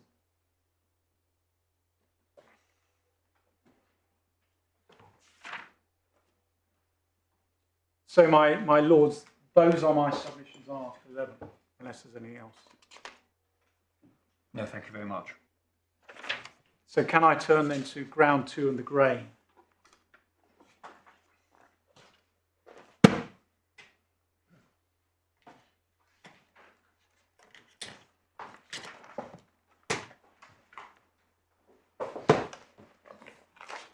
Now, I appreciate we've reformulated our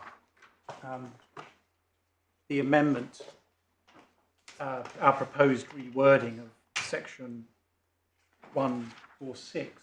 In part, that's because this is a new point raised by Mr. Stillitz in his argument about not giving protection greater than dismissal. So that point wasn't raised before the AT. So in that light, we've reformulated the amendment so that it only applies to action short of dismissal.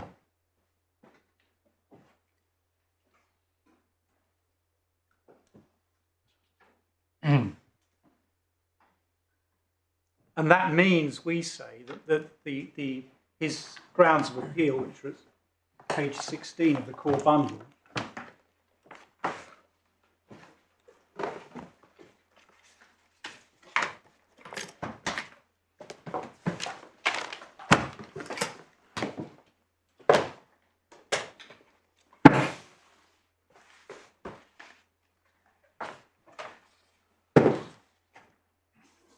largely fall away, because at 4.2.2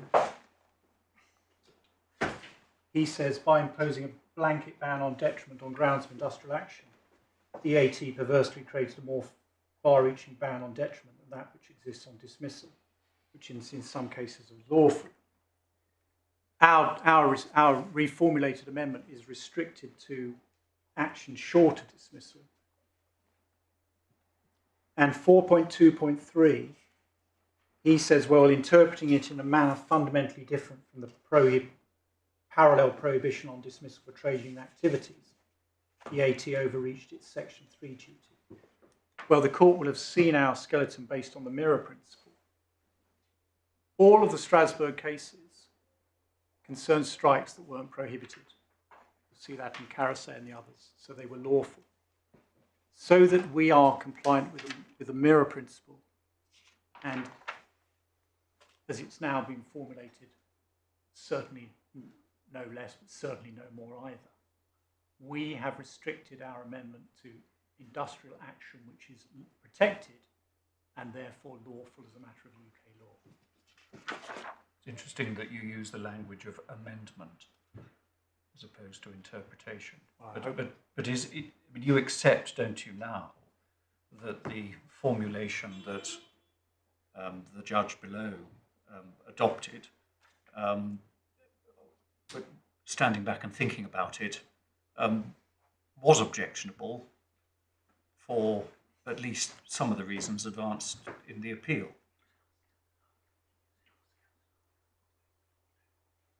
Yes. The issue about the conflict with dismissal is a new point. Yes.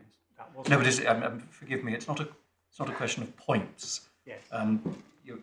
The submission below was that the primary legislation needed amending by the introduction of another subclause, and that's what the judge did.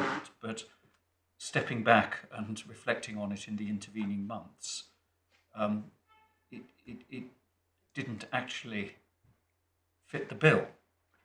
I mean, I think I have to accept that. I don't think he can be blamed in not restricting to action short of dismissal. There's no matter of. In fact, if anyone should be blamed, it's us, because we were the ones who put it forward. But I think it's right that on reflection and in accordance with the mirror principle, yes, we don't want to go further than we're confident that Strasbourg would go. yes, And in all of those cases, such as Carasay, Ezelan, they've said the strike was, notice was given to the authorities, the strike was not prohibited. So we have restricted our amendment. We've as conservatively as it can be, and we have therefore restricted it to lawful industrial action. And if anyone's to be blamed for that, it's me. as I say, it's not blame. It's argued on the basis that it illuminates the danger of doing this, and as Mr. Stillitz would have it, it simply makes his point that Section 3 is being used inappropriately. Well, of course, I foresaw it might be used against us in that way, but we think that corresponds with the mirror principle. Right. We are going no further than we can be confident Strasbourg would go. Strasbourg said in RMT all of these collective rules are compatible with Article 11 in accordance with the wider margin that operates there. We have therefore restricted our amendment to one that does not go beyond what's lawful as a matter of UK law.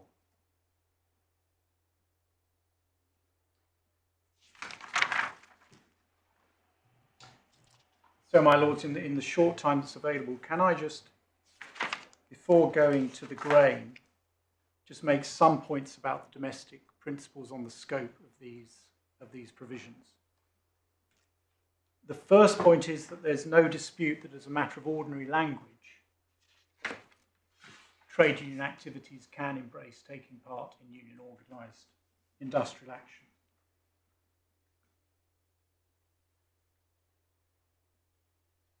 That accords with the Court of Appeal in Marley, Tile and Shaw, which you can see summarised in our supplementary skeleton at paragraph 16.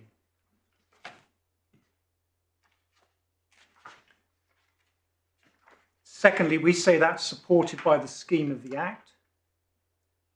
Firstly, because the labyrinthine rules on industrial action presuppose that union activities include calling strikes, because they include rules, for example, on unions giving notice to employers before the ballot and post the ballot, balloting and so on. And secondly, because of Section 170. Now, Section 170 originated in the 75 Act,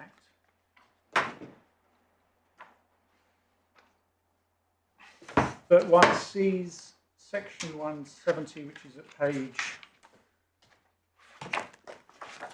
1543.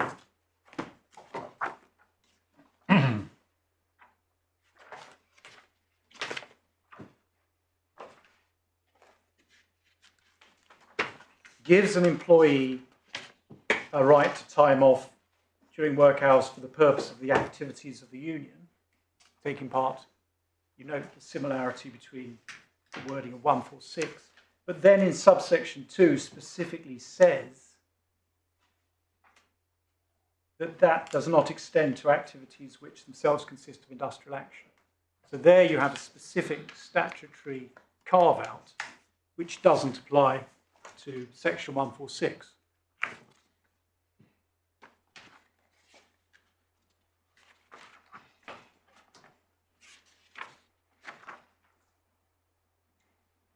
And the obvious implication is, but for that exclusion, the ordinary meaning of trade union activities would include industrial action. Thirdly, the specific rules dating back to the 1971 Act on giving a detailed code in the circumstances in which an unfair dismissal claim can be brought have always been restricted to unfair dismissal.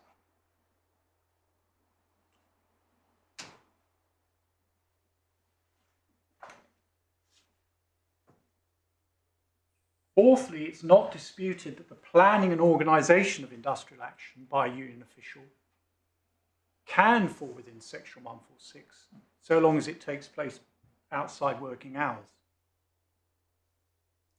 And the authority for that was conceded before the tribunal here. See paragraph 20 at Core 134. And it's also established by Brittle and Roberts, Divider 11, paragraphs 13 to 14, page 228. My lords, I'm not going to these just because of time. Fifthly, the requirement that activities take place at an appropriate time does not logically exclude all those who participate in industrial action, as the Secretary of State asserts. On the contrary, the existing authorities confirm that you can take part in industrial action outside working hours. And that can arise in at least 3 circumstances. Sorry, could you just start that submission again? I think I slightly got lost in the beginning of it. So the requirement for appropriate time does not logically exclude all participation in industrial action, which we say is relevant to the no, grain. okay, sorry. because you can participate in industrial action outside of working hours. And we give 3 instances of that. One is a ban on voluntary overtime. So if you're not required to work overtime, that courts have held is participation. See Lord Justice Stevenson in Power Packaging and Faust. A7 at page at page 100. It's at page 100 in the law report. A1 at page 110 in your bundle.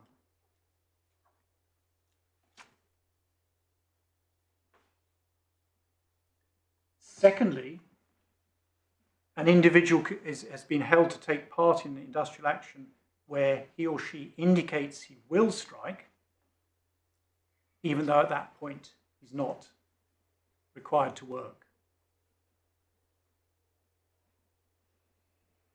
That's Winnett and Seamark Brothers, Divider A4, paragraph 21, page 85.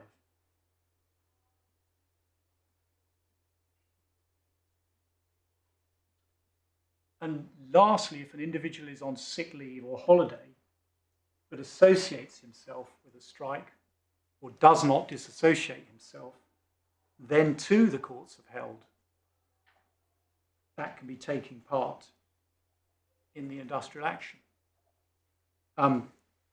Forgive me, my lords, that's in a case that isn't in the bundle, but can I just give you the reference?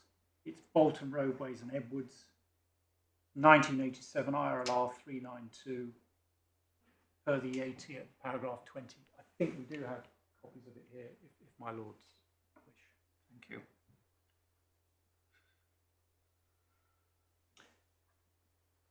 Finally, it's no longer in dispute that following the Hurst case, which I think my Lord Chief Justice was in, again, I'm going to be careful what I say about it, you can interpret the same provision differently when you need to give effect to convention rights than when convention rights aren't engaged. So there's no challenge to the AT on that point.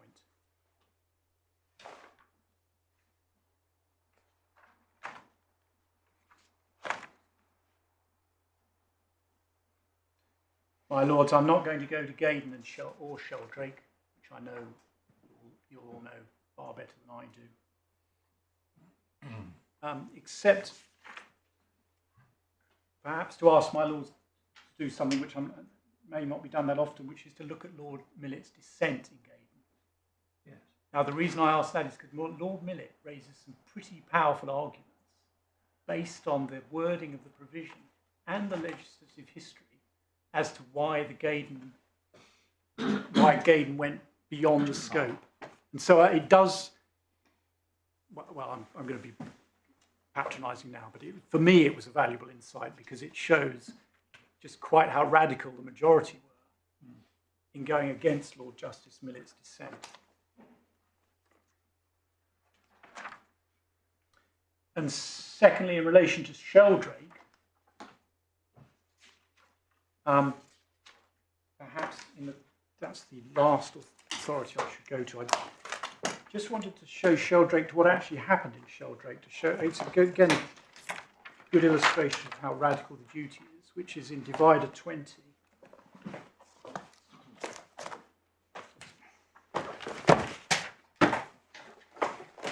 And as my lords may recall, there were two relevant legal burdens placed on the defence there, one relating to drink driving and one relating to terrorism offences. And Lord Bingham, after 544,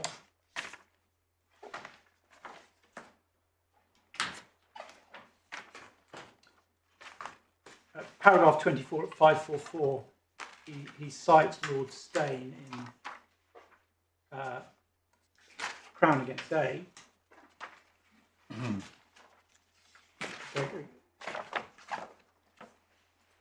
If my lords don't know it already, I'd ask you to read where he talks at the end about, at the bottom of 545, a declaration of incompatibility must be avoided unless it's plainly impossible to do so. If a clear limitation on convention rights is stated in terms, such an impossibility will arise. But the summary of the principles themselves is at paragraph 28 in Lord Bingham's speech.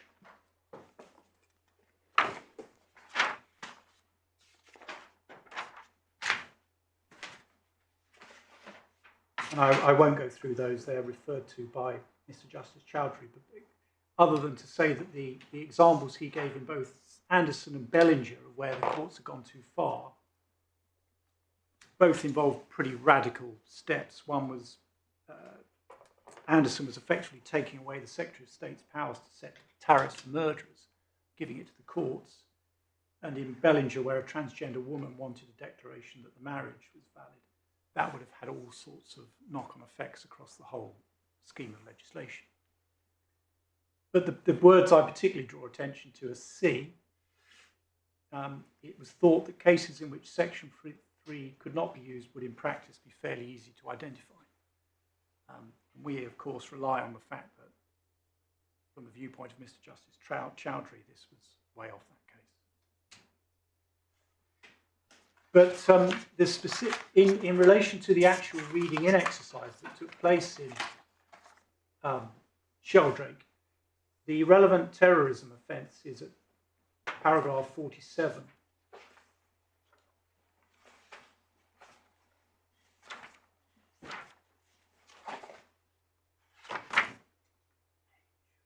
Page 552E, where under subsection 11.2 there was a defence for a person who was committed for belonging to a prescribed organisation, if the defendant could prove various matters, which I won't go to. But the important point is at 50, paragraph 50 over the page, there can be no doubt the Parliament intended section 11.2 to impose a legal burden on the defendant, since it wasn't listed among those that were only imposing an evidential burden. So you had the clearest indication you could have had that Parliament didn't intend 11.2 only to impose an evidential burden. But you can see Lord Bingham's answer to that at 53, which he pretty cursorily brushes it aside. And this was a case where the government resisted the amendment. Yes. And so the solution was not to change any of the words in the section, but simply to say that prove meant raise an evidential burden. Yes. So it was a very, very simple, albeit quite radical, example of engaging in interpretation. Of course, I accept. What does the word prove mean in this context? I accept that, my lord, but equally, in cases based on Marley's in the EU context, which of course Lord Steyn in Gaydon explains is the analogue for the Gaydon approach, and has been interpreted as imposing the same duty. See, for example, the summary in Vodafone number 2, which we refer to. In Marley's, the courts have done much bigger read-ins. And we've given you the example of Lana and NHS Trust. And I suspect that a court would be less troubled if we were in the sphere of EU law in reading in words here. That seems to me an odd result, because actually, if anything, the mandate under Section 3 is more powerful, because it's an express parliamentary mandate to reinterpret. Stronger, one might think, than the Marley's duty, which comes from the Court of Justice. Does it matter that here you're relying on a positive obligation? In other words, it's a failure to have certain legislation on the statute book, which is really the essence of the substantive convention complaint. If that's right, then might it be said that what you're really calling for is for the court to set up its own legislative scheme, whether that's something which we certainly can't do under the ECHR? Yes, well, we say we're not inviting you to set up a new scheme. All we're doing is there's already an exception to industrial action that takes place outside working hours, inside working hours with employers' consent. We're adding in another exception. That's what we would say. We'd say this falls far short of the cases. I forget the name now. Was it Anderson where the Court of Appeal invented a starred? That's right. Yeah. We'd say it falls far short of those completely. The care plan. Yes, that was the care plan Yeah, case that got that then. Sorry, Ries. Yes, Mr. Britton reminds me. Yes. We'd say it falls far short. And around about the same time, I can't remember the chronology, was Bellinger. Yes. Bellinger predates Gaydan. Yes. But the House of Lords was invited to use Section 3 and declined to do so, precisely on this basis, that it would require them, in effect, to legislate. Well, one of the things they said in Bellinger was that it would have very far-reaching repercussions, not just on this legislation. Yes. It would have far-reaching repercussions on other legislation, because of marriage has so many legal consequences that it gave rise to very, very widespread repercussions across the whole legislative field. Well, and also they were the House of Lords was concerned that it was a controversial area of social policy to interpret. I'm now paraphrasing the word man as meaning woman and the word woman as meaning man. I can't remember if there was pending part of the provision, wasn't it? I don't think we've got it, have we, in the bundle, or have we? We haven't, although I know Lord Nichol dealt with it. Yeah, but they also said the other issue would become, it would be very hard to know what the test would be for whether someone's changed Yes, gender. quite. Yes. That was imprecise. But then it would have all consequences for immigration, citizenship, everything, property ownership. So we'd say we're those examples are much more about the invention of a completely new scheme. But I think what Mr. Stillitz, or one of the points Mr. Stillitz has made, is if you look at the provisions of Section 237, 238, now 238 capital A, quite a lot of words have been used by Parliament in the context of when is it or is it not lawful to dismiss for taking part in strike action or industrial action. And he submits that even if Parliament were minded to go down this route, one would expect at least some quite detailed scheme of that sort. You say none of that's necessary. Something like the one line clause here, the new paragraph C, will suffice. Well, actually 238A isn't particularly detailed, because if one looks at 238A, which is really the one we're saying, well, we say that's part of the thrust now, is 238A. So it'd be particularly anomalous if you give people protection against dismissal, but not against exactly the same, which is short of it. But really, the heavy lifting is done by paragraph subsection 1 Of 238A, thank you. page 1625. Well, you say that 238A depends on a lot of very complicated rules about balloting and notice and so forth being observed. But if you're right, you can make the amendment or reading down quite short just by referring to protected action under 238A. Yes. I see that. Can I put a similar point in a different way? It's one thing if a proposed change or reading down and so on deals with a binary question. If you're right that any detriment of any kind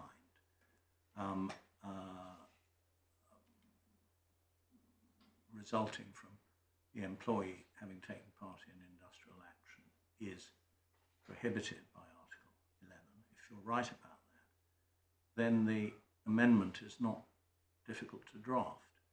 But if it's anything less than that, then the amendment is very difficult to draft, because is it qualified by reasonableness? Is it qualified by anything else? Well, we say it's Karasay, however minimal. With one exception, my lord, it doesn't embrace deductions for the period of the strike, because the international materials there speak with one voice. Proportionate deductions of salary, no work, no pay. Yeah.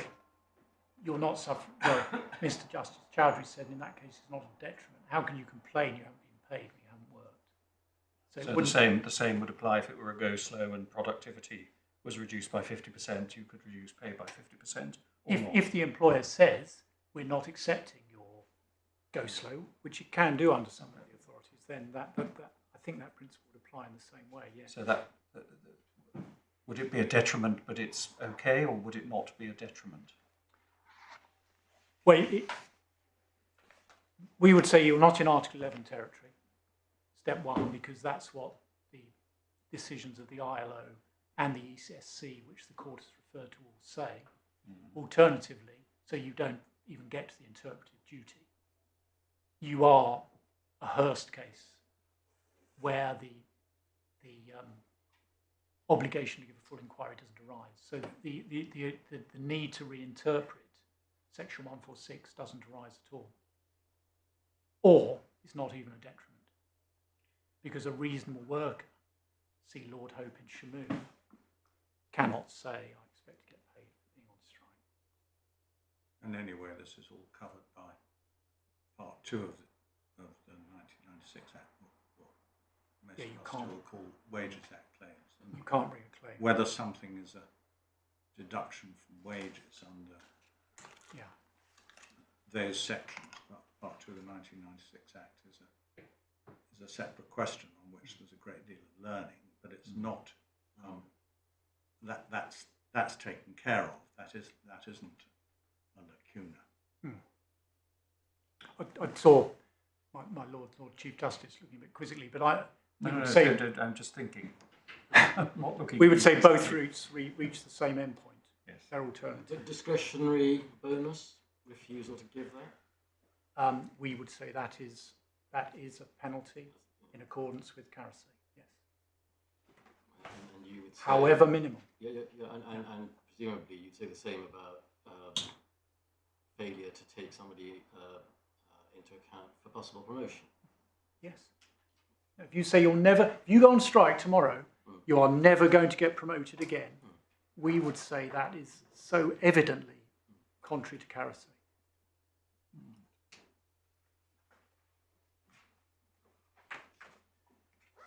My lords, I know time is almost up. Can I just very, very quickly say our matters on the grain? First of all, at the very highest level of generality, we make the following points. First, the legislation itself contemplates lawful strikes. It allows individuals to withdraw their labour and allows unions to call for strikes. So that's a basic thrust of this legislation, which sanctions imposed on strikers risk undermining.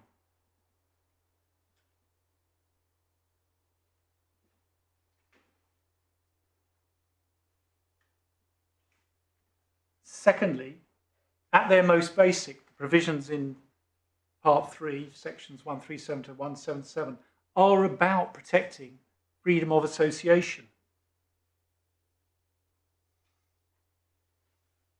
They are about protecting the Article 11 right.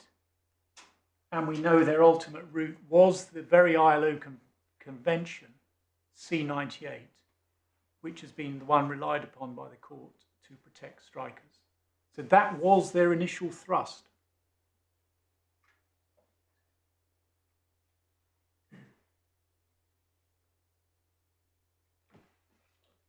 Thirdly, Parliament has never set out a clear limitation on Article 11 rights stated in terms. That's echoing Lord Steyn in Crown against A.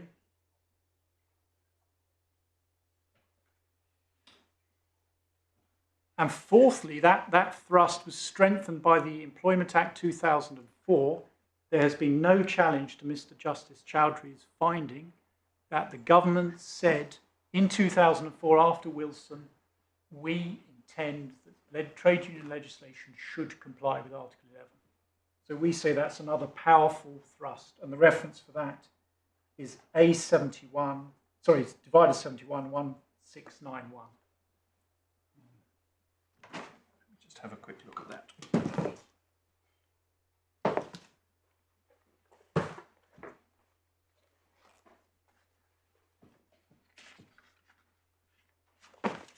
So this is the consultation response. Yeah, the consultation response. And one sees at page 1691, about halfway, third of the way down that paragraph, the government intends that as a matter of principle, trade union law should comply with the European Convention. So we say that's another thrust.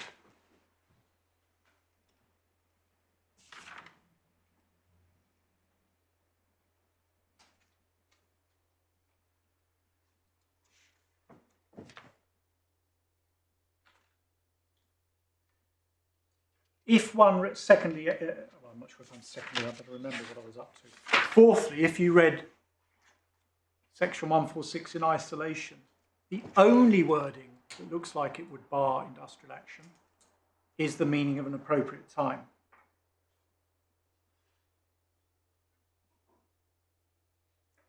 But as I've explained, that doesn't exclude all industrial action.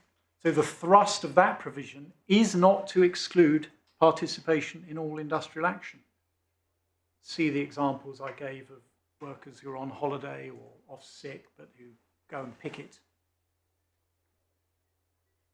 And in addition, it's common ground that that definition itself was modelled upon the one in Article 1 of ILO C98, where that wording has never been an obstacle to striking protection of those going on strike.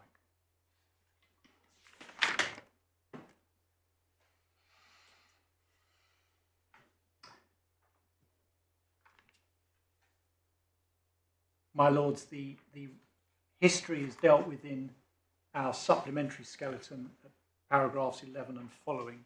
I'd ask you to read that. We say the history continues to support us on the thrust. It may be that domestic authorities such as Drew and Winnett are correctly decided simply on the basis that there's a detailed code saying you cannot, at the time, you cannot bring a claim for unfair dismissal. In those circumstances, it would obviously be contrary to Parliament's intention to subvert that by bringing a claim based on trade union activities. But that has no, those considerations have no application when it comes to section 146.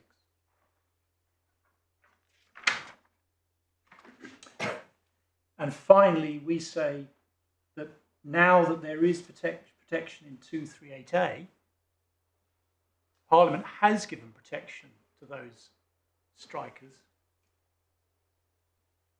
It's a further factor counting in favour of protection. It would be highly anomalous if the grain of that provision is in favour of protecting those on strikes. It would be highly anomalous, as the EAT found at paragraph 82, if disciplinary action short of dismissal were not protected. And in that regard, we rely on Lord Nichols in Gaydon at paragraph 35,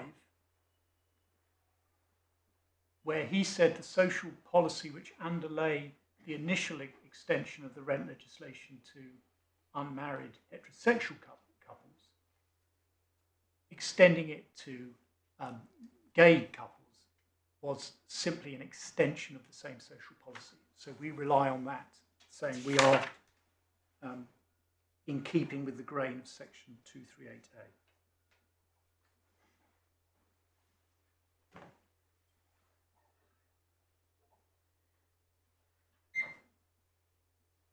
My Lords, I hope I've dealt with our reformulated amendment. It's explained in our skeleton why we say that complies with the mirror principle.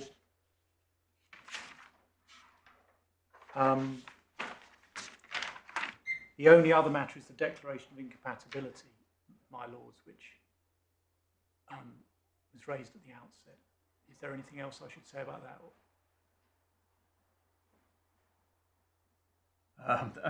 Just by reference to Section 4 itself, Yes. a provision of primary legislation is incompatible. So your submission must be that although Section 146 on its face isn't incompatible with anything, the absence of its going further makes it incompatible. Well, I think we'd say the incompatibility arises from the appropriate time condition, because that's the bit that effectively bars you from bringing, in an ordinary circumstance, bringing a claim based on strike. So if we had to focus on a bit of it, it would be that definition, which is why it's that definition that we've adjusted in our amendment. But forgive me, I haven't seen the debates on Bellinger and Bellinger that my Lord Justice Singh referred to. All right. Yes, well, thank you very much indeed, Mr. Ford. Anything further? Mr. Stillitz. Thank you. In view of the hour, I'll be as brief as very brief in reply. I really just want to deal with three points, if I may. I don't propose to go back to the Article 11 authorities, which have been very comprehensively traversed.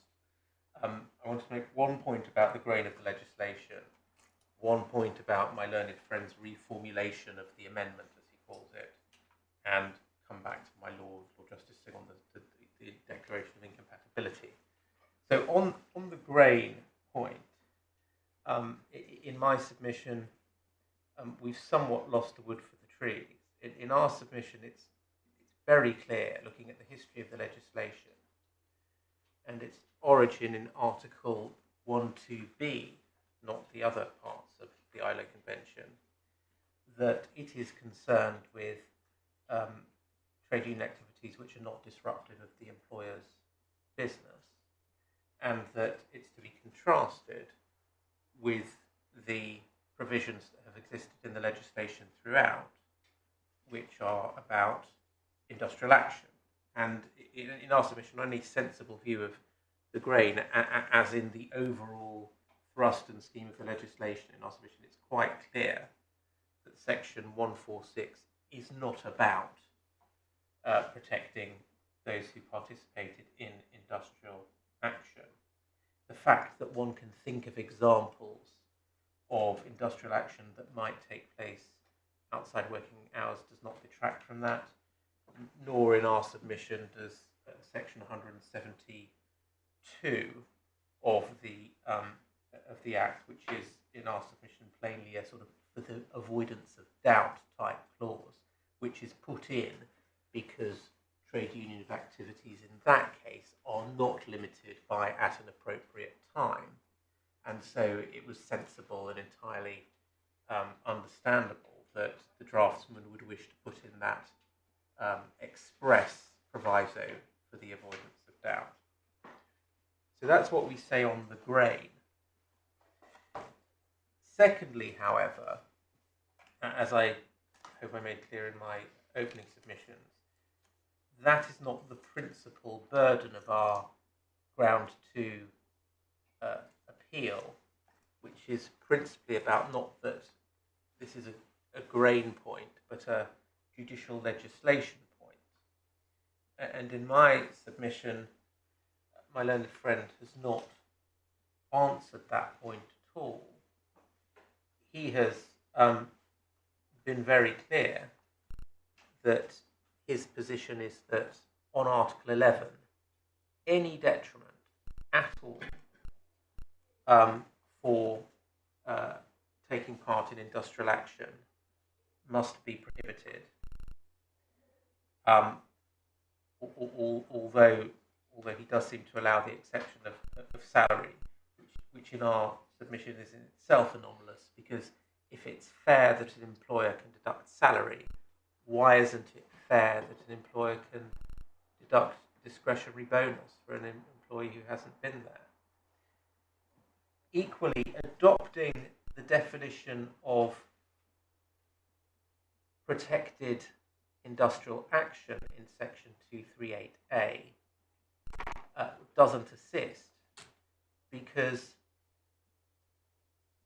to that extent it adopts the formulation of that section, or rather adopts only half of that section. It adopts the definition of industrial action, but doesn't go on to adopt the second half of the section, which deals with when that's relevant to whether one can dismiss.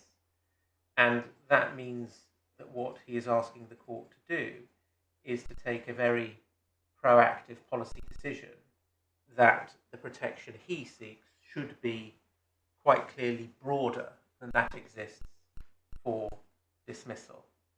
And for that reason, we submit that it would not be right to see what is proposed now as in some way neutral or minimal. It requires making those policy decisions.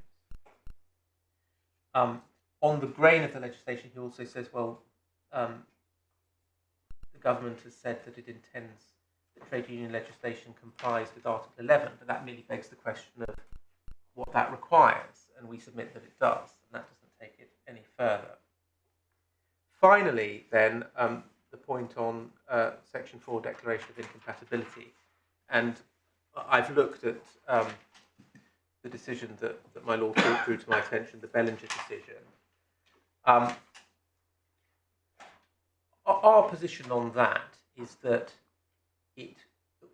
although in our submission one cannot say this is the particular clause that offends if we're wrong on ground 1, that it would not be an impermissible use of Section 4 to simply say that if you look at the scheme of Section 146, which provides a variety of protections, it omits to provide the protection that is said to be incompatible with Article 11.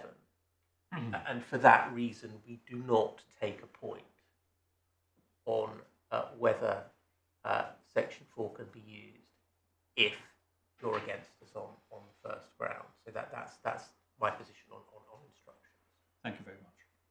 Unless I can assist you further, that's my reply. Well, thank you very much, and thank you all for your submissions, both written and oral. You've given us much to think about, and we will take time to consider our decision, and we will circulate a judgment or judgments in the usual way in due course.